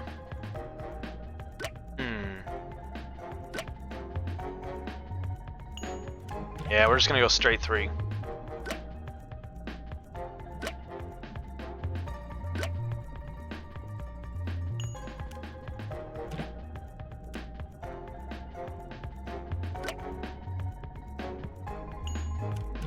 Oops, I didn't mean to do 2, but that's fine.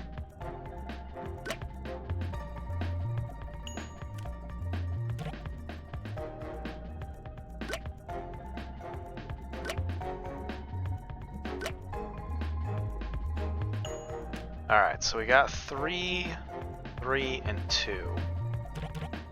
We're gonna do 3.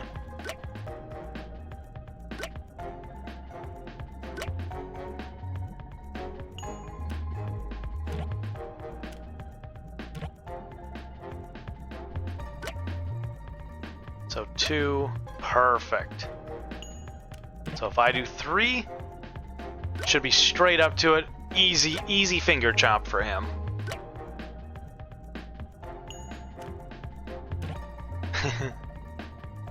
Chop. Yeah, there we go. Okay. Thank you.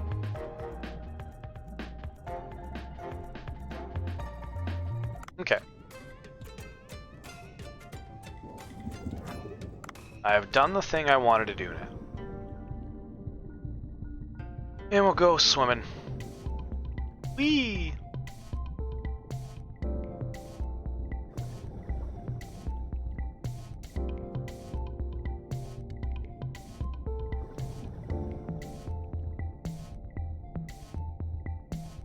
Oh, this guy now. What do you want? What you doing?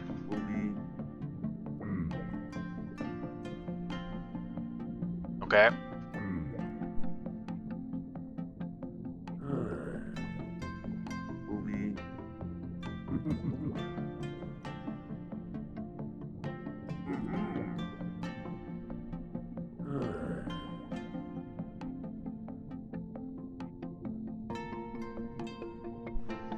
Is this fiction or non-fiction? Oh.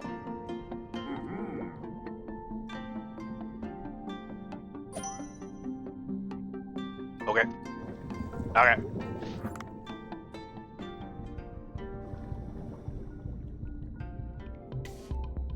Whee! Okay, do I have to? I think I have to head up, don't I? Yeah, I gotta head over to the temple. Okay, we gotta go to the portal. There we go.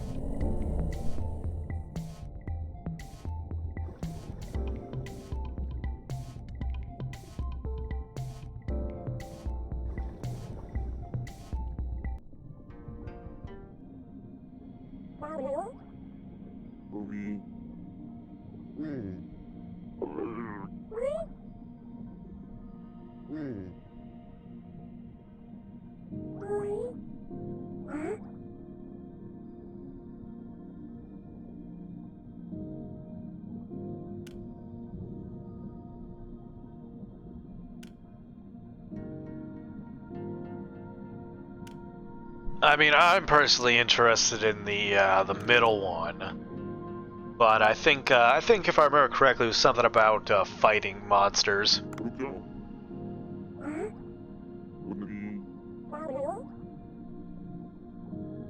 All right, thank you.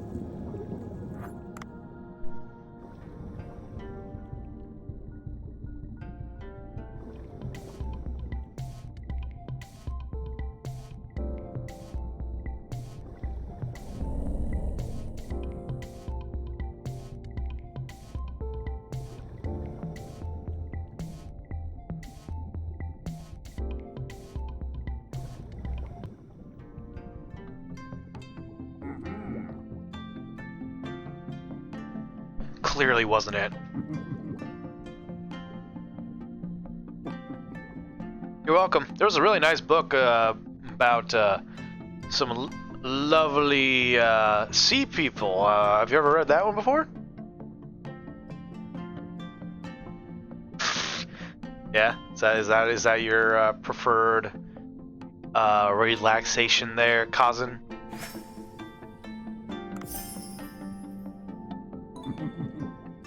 Oh, thank you. Okay.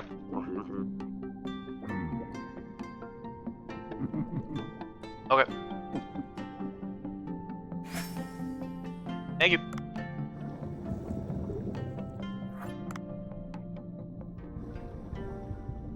We're just hanging out in the Sea People village, just doing all sorts of stuff. Whee!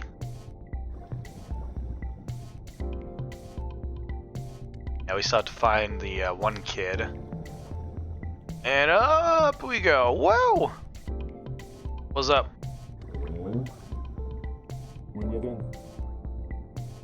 Okay.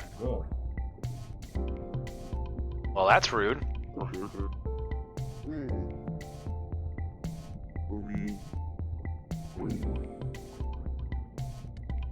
He's nice. Sushi. That's easy.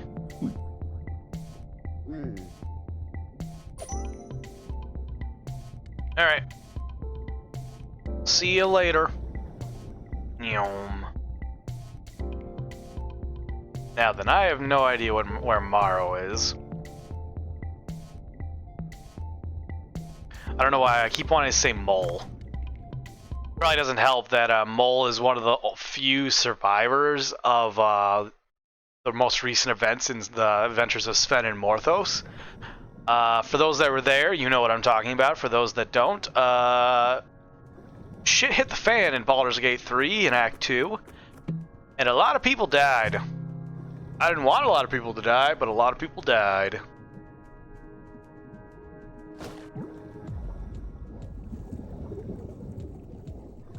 Okie dokie, let's roll. I still have no idea where... What are you? Got you. I thought I had you. Come here, you. I feel like I haven't caught you yet, but I could be wrong. Come here, almost got you. Come on. Come on!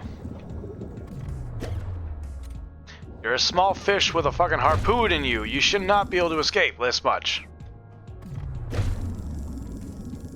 Yeah! There we go. Okay, I have caught you. Alright, up we go.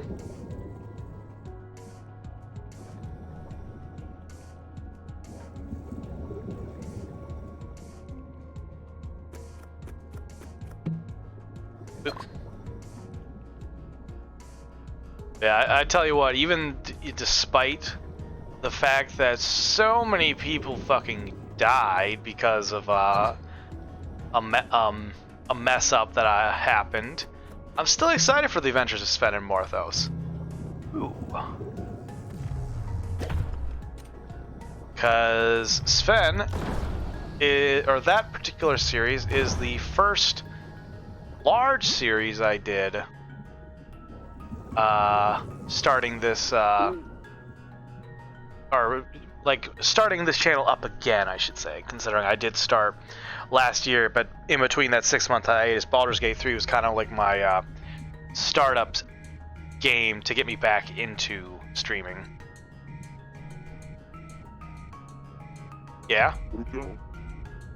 Oh, Donna, I think.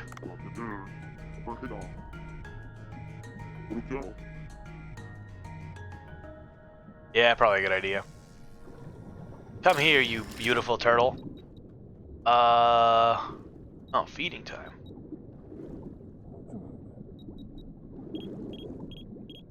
Did I get it? Aw, what? Bull fucking shit. I can't, oh, I have to hold it. Yeah. Alright, come on. Do it again. Stay out of the shot.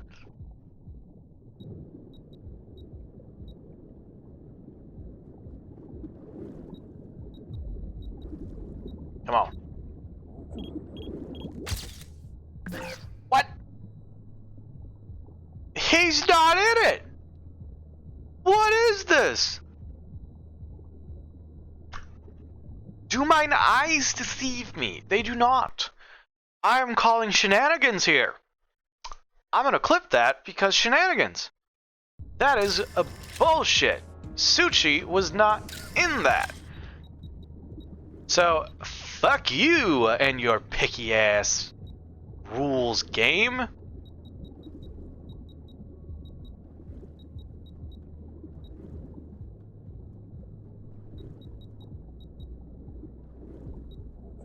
Come on. Thank you.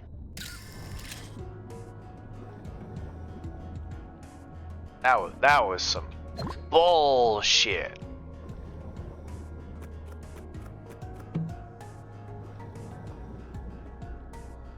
Alrighty, so we did that with you, so we're good to go. We don't really need any jellyfish. That's done and over with now, so we're good there. So we'll just make our way. What can I do? Crowbar, so I have to go back up top. Yeah, I have to find that, and I think it's down here somewhere. I'll swim around the ocean floor and see if I can find it.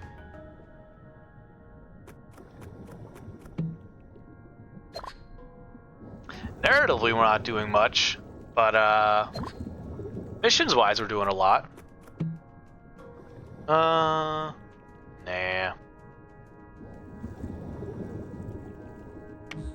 Okay, let's go. Not catching you. Ow. Alright, I wish I could catch you, but I still don't have that stupid drone. Like, holy crap, Cobra, how long is it gonna take you to do that? Oh, okay, I found that at least. Sounds good. Got this, you gonna die. Yeet. Yep. Sorry. There was a bounty on your all's head. Ooh, hell yeah.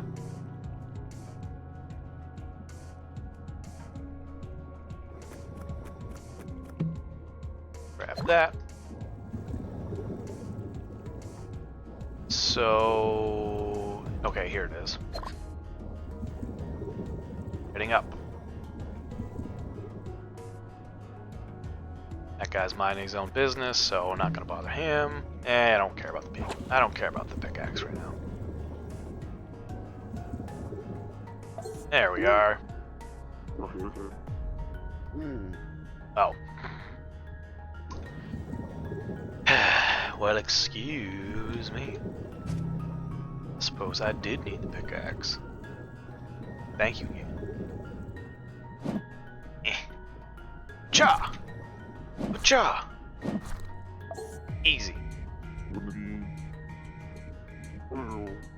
Alright. There cannot be anything wrong with this plan. I maybe want to go and see if there is another gun crate around. Just to see, if, like, 'cause I mean, I'm fine with the rifle, but, it's a tranquilizer rifle, so I'm not really going to be getting the full usage out of it, you know? And I would very much like a bit more of a status affliction.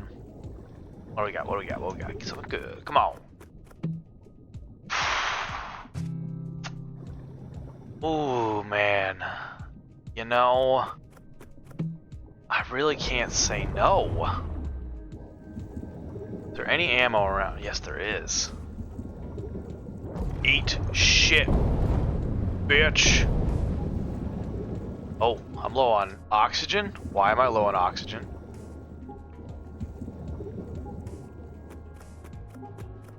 Okay. Back to it. Eat shit.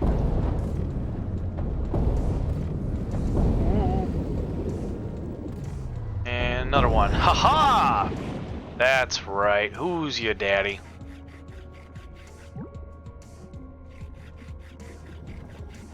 Cool. Grab that. Thank you. Have a good day. Now we're gonna go pick a fucking fight with whatever's in this area. Because we got a fucking grenade launcher. And now we can build one too. If I'm going to boss fights, I can go in fucking prepared. Now we're just gonna grab that right away since we're gonna be heading this direction. Possibly not coming back.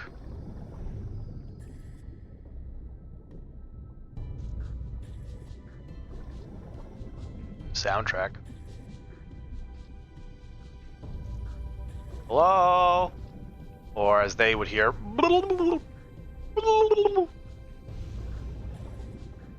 Yeah, these things are deadly, by the way. It is amazing. Like, it's a difference in water content. I believe it's an increase on a certain element on like the H2O scale. I'm not 100% certain. It's been a long time since I've done chemistry science. But I remember when these were first discovered, I was watching a documentary, like Blue Planet or something, and getting to see this for the first time and seeing or realizing, oh, they can exist underwater based upon like just chemistry was so fucking cool. But yeah, if you tried to, or a fish try to swim in that, it can straight up kill them. Hello?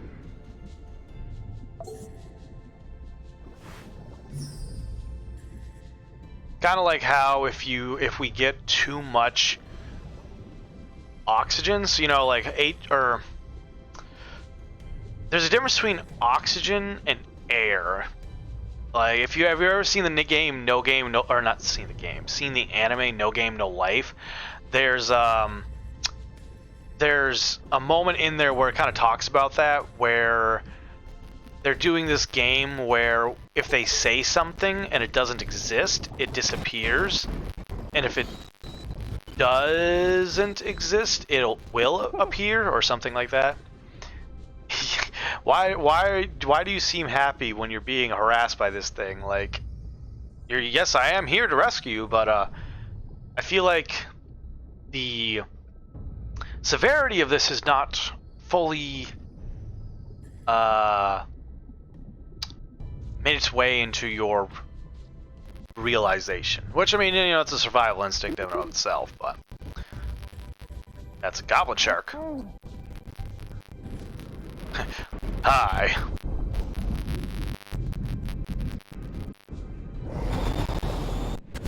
Yeah, their mouths are pretty creepy.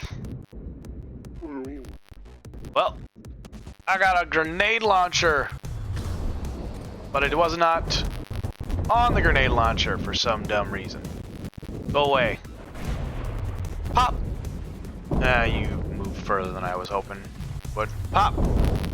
Oh no, that's not good. Get me out of here. Get me out of here. Okay. I do have these. I gotta remind myself I have them. Pop. Yeah. I came in prepared for your ass. Pop. Hell yeah, let's go. Ain't got nothing.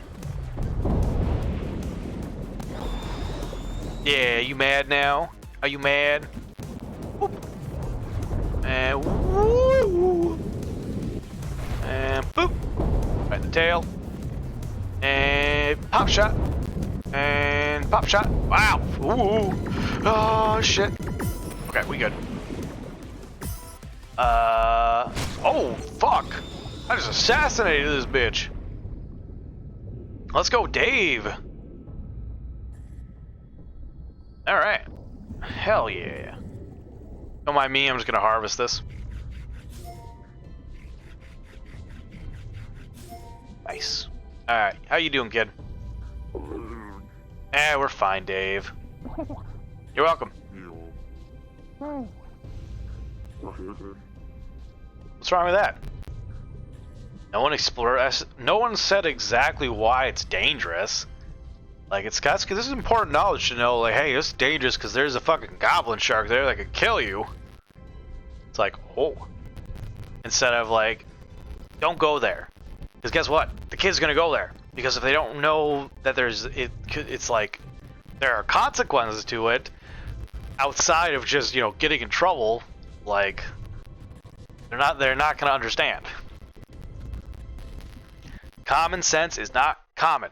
It is not something that you just know. It's something that is on average learned because it is spread amongst the masses. But you're not born with common sense. You're not born with knowledge. Like, the brain is empty when it comes out of that womb beyond survival. Let's see. Yes, there was. This is a pretty good photo.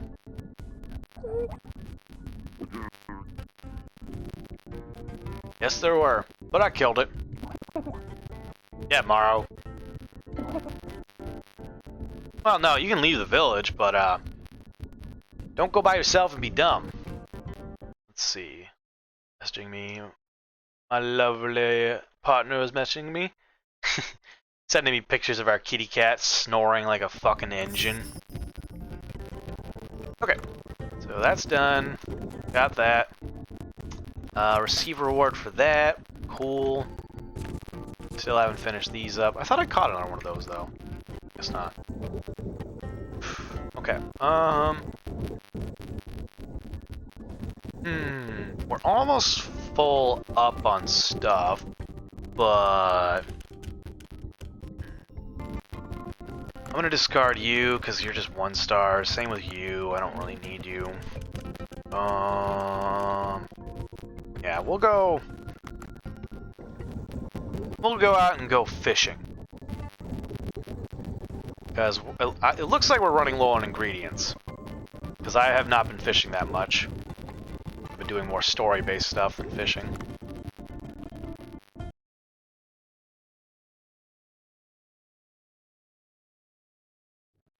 Alright, let's go. I don't want to waste a lot of time trying to catch these fuckers, because they are annoying to harpoon, because they takes like fucking 5 shots. So I'm just gonna head on up and get to the other areas.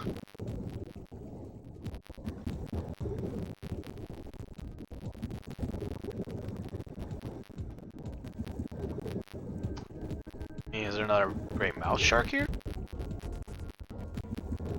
Actually, I'll catch you. There we go. And you as well. I think I'll head up there in a second. I'm just going to grab this. I guess it was not one I needed. Damn it, did it again.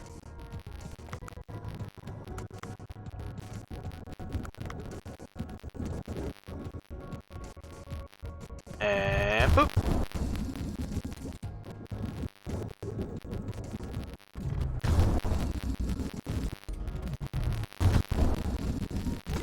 There we go. Good there. That's a problem. Wanna catch you? Sure. I need a UV flashlight then. Gimme. Here. Have a grenade. Oh, that didn't hurt it? Damn. Fine. Have a rock. Yeet. There we go.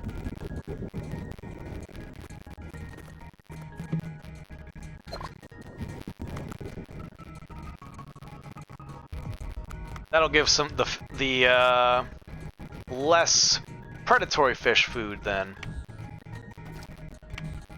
Changes up the ecosystem a bit by taking out a predator.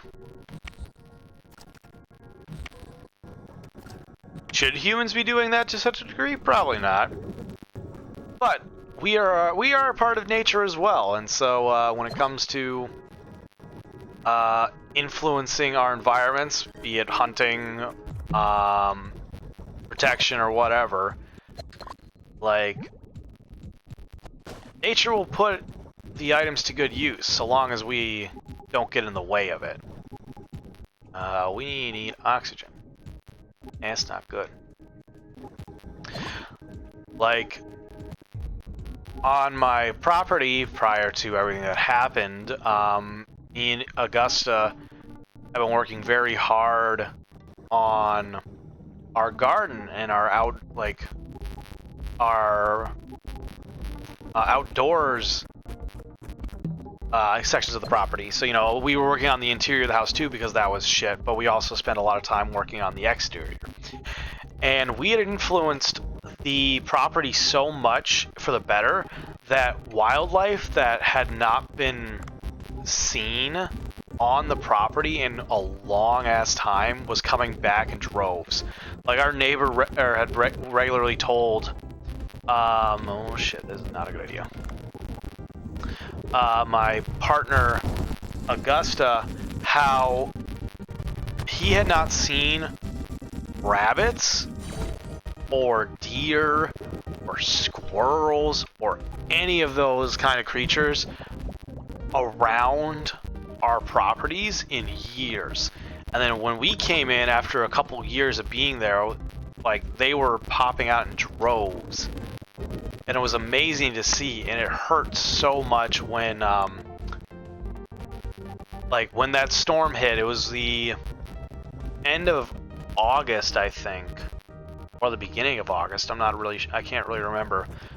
But we got hit with that major ass heat wave, and so many animals that would have been helped by us being there because we would be regularly watering our garden. We had bird baths out, hummingbird feeders. We had seeds prepared. We regularly provided food for the local wildlife because we wanted to ensure that our waste was not going to waste. You know, some people say, oh, feeding the wildlife is bad. I mean, in a way it can be, because it does attract critters. But when food is a necessity and the environment is not conducive for you, getting food from people that are willing to provide it is not a bad thing. Like, do you judge someone for feeding a stray cat? Because if you do, then I'm sorry, but that's a very sad thing to judge someone on. Because I would give a cat food in a heartbeat. I'd give a dog food in a heartbeat. And so we didn't have an issue with providing food to whatever animals would eat it. It also kept them away from the garden. Because otherwise they would eat what was in the garden instead of what we gave them. But because we had to leave, we could not stay there anymore. And it was a 40-minute drive from the hotel we were staying at to, I hear the baby. Ellie, what the fuck? Okay, so I'm gonna head on up and around. But yeah, a lot of wildlife was hurt by us leaving. There was a particular moment we had gone back to the house to do some stuff when it was during that heat wave, and we found, we were sitting outside, and there was this little wren bird that was sitting on our water pump, and that, like, it was very close to where I was sitting, and I was very surprised when I turned. Oops. Yep, sorry. I was very surprised when I turned to see this bird, how close it was to me. I got a sneeze coming.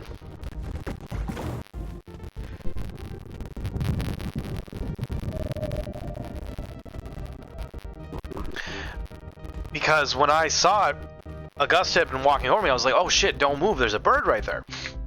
And she didn't register what I said right away and was moving and got really close, and the bird did not react at all. It was just standing there. We're like, is it okay? And once entering an event will proceed to end. You turn the vote. Oh, okay. 1 second.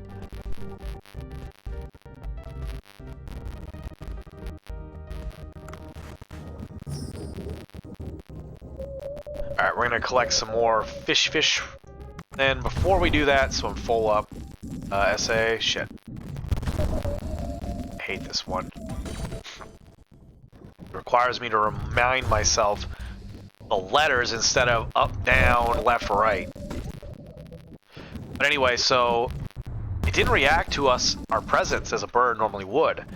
And even when it did react, it didn't go very far. It flew over to the awning we had built where we normally would have the bird feeders and the bird bath. And we're watching this little tiny bird. And we realized really quickly that it was suffering from heat exhaustion. It was not able to fly properly. It was essentially dehydrated to a very dangerous degree. And so we're watching it, trying to think of what we can do, because we don't have any running water on the property. Because of the damage done to the house, we had to shut down the water, we had to shut down the electricity. It is essentially a hollow shell just sitting there. And so we had, I think, bottles of water that we were able to use, but before that we had to catch it. And the funny thing is, well, funny in a one way but sad in another, it had tried flying away, and our farm cat Milo, who we love dearly and is a sweetheart, and we had to also leave him behind. Thankfully our neighbor has been taking care of him for us, and from last I heard has grown quite fond of him. So as far as we know, he's doing fine, and it'll break my heart if I find out otherwise. So I really hope nothing bad happens. I'm gonna get rid of you. You're a small, inconsequential thing.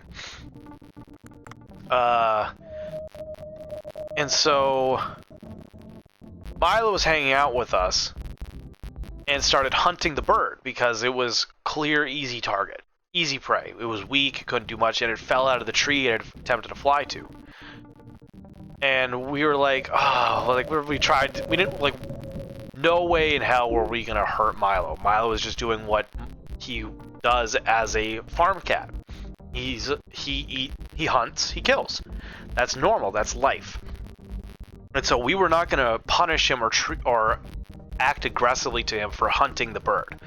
We didn't want him to do it, so we called out and we're like, hey, Milo, please don't do that.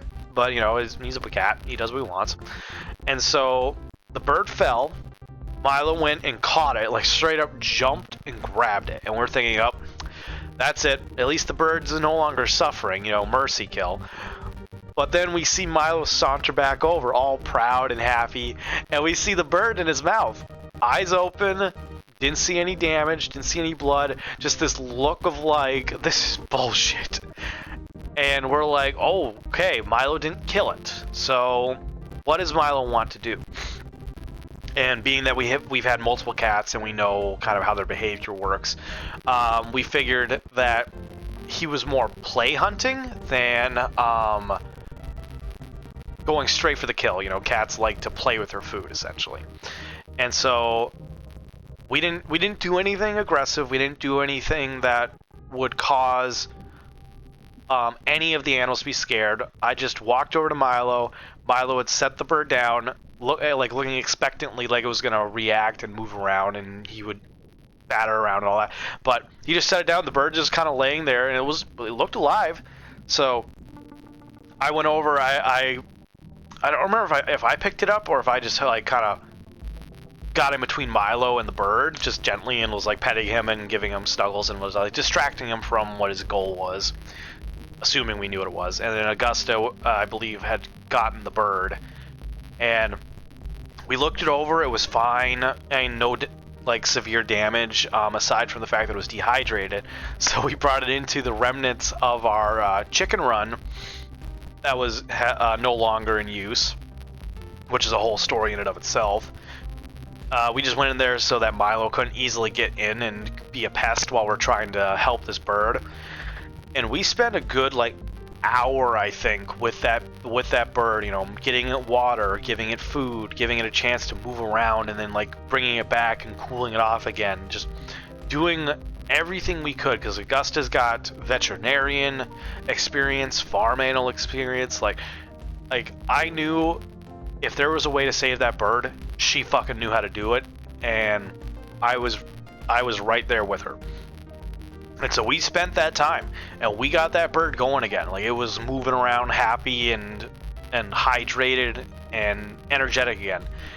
And Milo was distracted, so the bird made its way out of the coop, or the run, because, you know, it wasn't like completely sealed. The bird could get out easily, and flew on off. And we hadn't seen it ever since, but we, in all that trauma and all that stress, we managed to save something that we should have been able to help, like, before it even got bad. And that was both a win for us and the fact that we got to save something in that moment, that was in front of us. And it also hurt, because it was just this realization of like how much influence we had over our property in terms of the betterment of the wildlife there, and the fact that the system like scoffed at us. They laughed at us. They told us all of our hard work was worth nothing, and that everything we did was not worth their time to help, restore, protect. Like Augusta asked our insurance rep, like, well, what about my garden? Like, that was our livelihood. Like, Augusta next year, or actually technically now, had none of that happened, and we would have been able to work out some of the other things we've been dealing with. That would have been a fully sustained business ready, because of how much work we put into that garden and the prior year, and how much knowledge and experience we had gained that was going to allow us to make our business. Like, I don't know if I've said this on stream, but I know it's in my Discord. Herbal V Farms, that is the name of our business, of our farm that we were working on. And when all the shit happened and we went to the insurance and we're just like, hey, this is our livelihood, are we going to get reimbursed for that? They laughed at us, because Augusta is a woman, and they didn't think her hard work and effort was worth anything. And that makes me so fucking mad. Like, sorry to go on a little bit of a turn there, but there was so much of what's happened to Augusta and me, and so much of what's happening in the world is being allowed by the systems in place, because they don't care. They don't see value in people. They only see value in money. And it's a shame. It's a damn shame. I have had my eyes open to such a degree in terms of respect for the world around me in its natural form. I hate the institutions in place. I hate the patriarchal training. I hate the capitalistic expectation of money and worth. It is all a waste of time, and it is destroying the very notion of humanity. And I don't care if people disagree with me or believe that I'm speaking about things that I don't fully understand, I don't care. I have every right to express my feelings towards the current status quo, and anyone who thinks that I'm just whining or being wasting my time expressing things or expressing disdain for things that people believe just the way it is, no. I will never accept that. And I am prepared to defend that. My stance on that. Because the society that a lot, as I know a lot of my viewers are American. I know a good chunk of you are. Our society is only 400 years old. Our culture. Compared to the rest of the world that has this centuries on us. I did the math. England, Europe, comparatively in terms of maturity on us, or taking the amount of time that we've existed, they are the comparative to that of a 32-year-old individual in terms of their life perspective compared to America's 4-year-old perspective. And there's a reason the rest of the world laughs at America and thinks we're children, because we are essentially children on the grand stage. I know this is getting a little ornery and down a rabbit hole I usually don't like to go, but America is essentially a toddler with a loaded gun on the world stage, and it is scary. There's a reason I want to leave. There's a reason I want to go to Ireland, because things are happening in this world, whether you want to believe it or not. But our history only exists 400 years, and that's not a lot of time compared to the rest.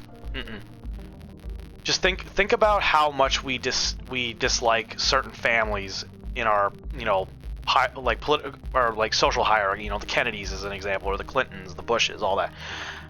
Think of the scale. They're like 400-year-old families, but think about their origins, where they came from. Think about the length of time that families in other countries have existed compared to us, and think about how long their cultures have had time to develop and create the notion of instinct and common sense that they have. Like I said before, common sense and instinct are not something you're just born with. You still have to learn. And the only way to learn is through a healthy, consistent environment. And the longer a family exists, the more they're going to have that. And I'm not saying that a old family is a good family, because they can always take a turn in terms of getting focused on tradition and the expectations of the past, essentially, and that can destroy a cultural morality, essentially.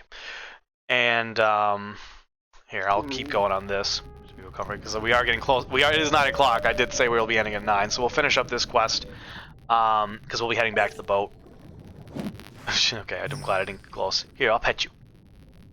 Pet, pet, pet, pet. Yeah. It's okay.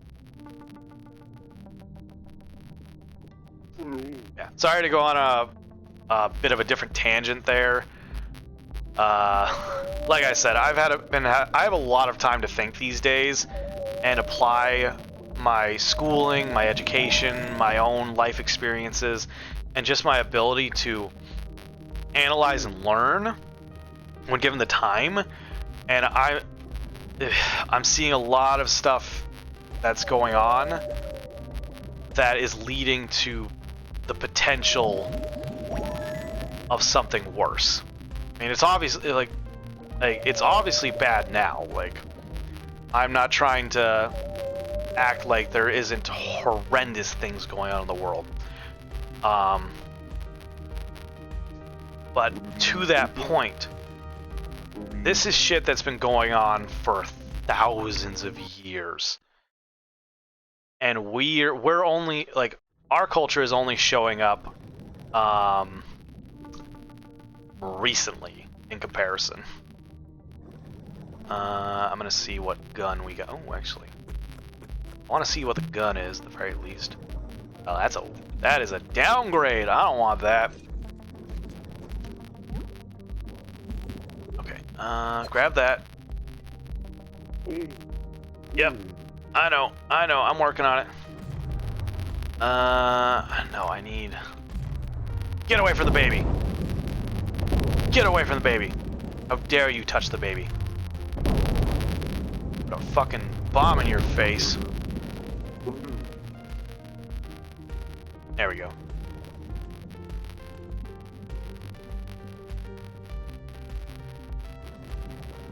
Okie dokie.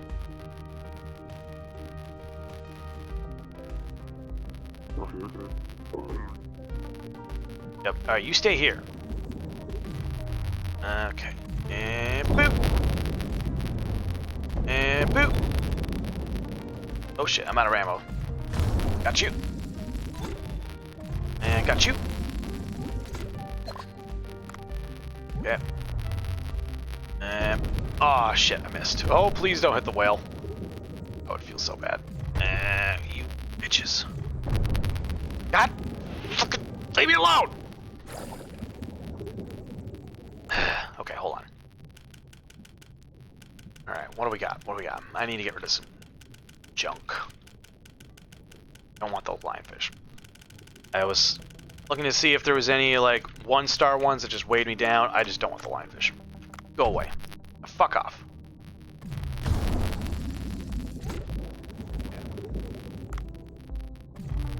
Boop.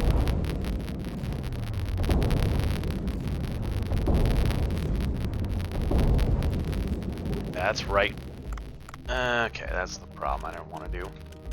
Boop, boop, boop. Okay. I need more ammo. Up and around.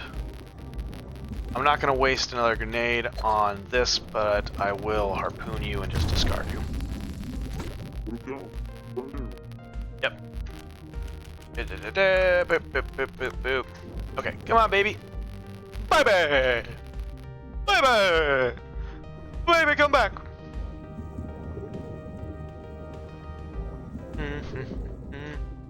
Alright, shark. Bring it on! That's right. Oh, shit. Nope. No, you don't. No, no, no, no! Oh! How fucking dare you? That's right. That's right. Okay, we'll get this. Grab that. Let's go, baby.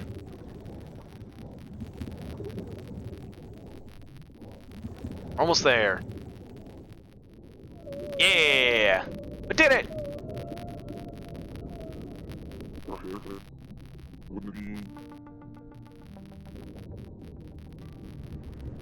Excuse me? You monsters. I like how they stop like a fucking gang. Yeah, that's right, Mama's here. Whoa! That's right, fuck off.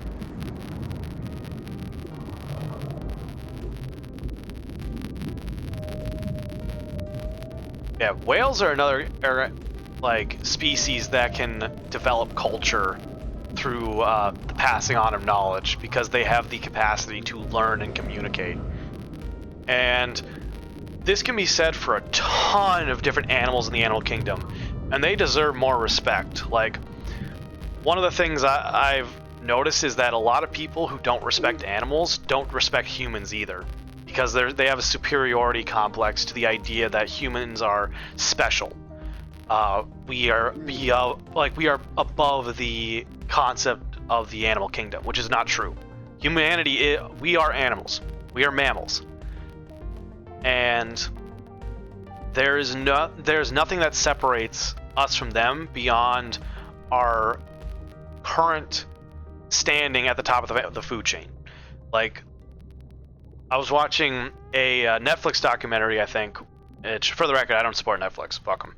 I just, back when I still had it or was borrowing it, there was a documentary talking about the development of the Earth and all the extinction level events that had happened over, eons, I think, or billions of years. And it was just so cool to see, and it really put things in perspective in terms of like how small our society is compared to the rest of the world.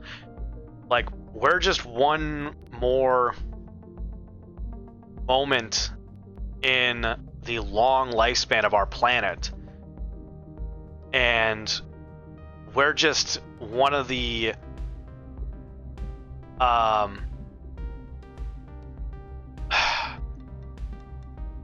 we're one of the more advanced species, more to do with the skills and adaptations we got through survival, which allowed us to communicate, group together, develop cultures, etc., etc. Yeah. Text your mom later. Alright, we're gonna head on up, because there is an ad going on now too, and we're gonna be finishing up in a second.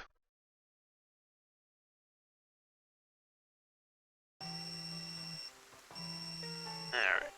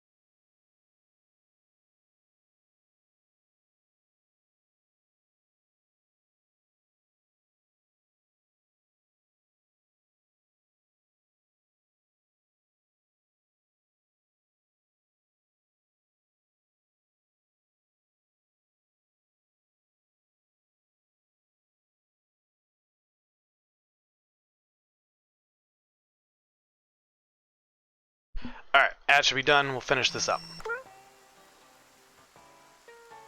Yeah, of course. Gotta help the baby. It's a baby.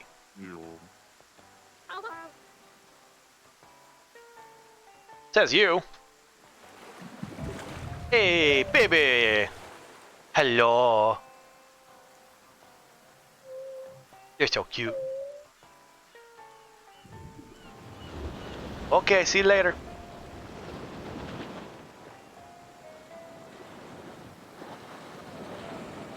Fucking huge.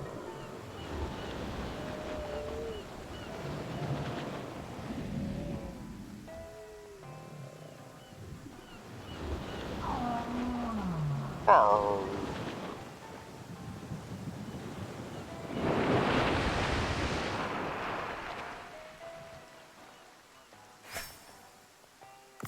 Thank you. Where'd that come from? Got the grenade launcher. Let's fucking go. Pop those in. Cool. Oh, what's up, Udo? Yeah, sure. I did not actually know that.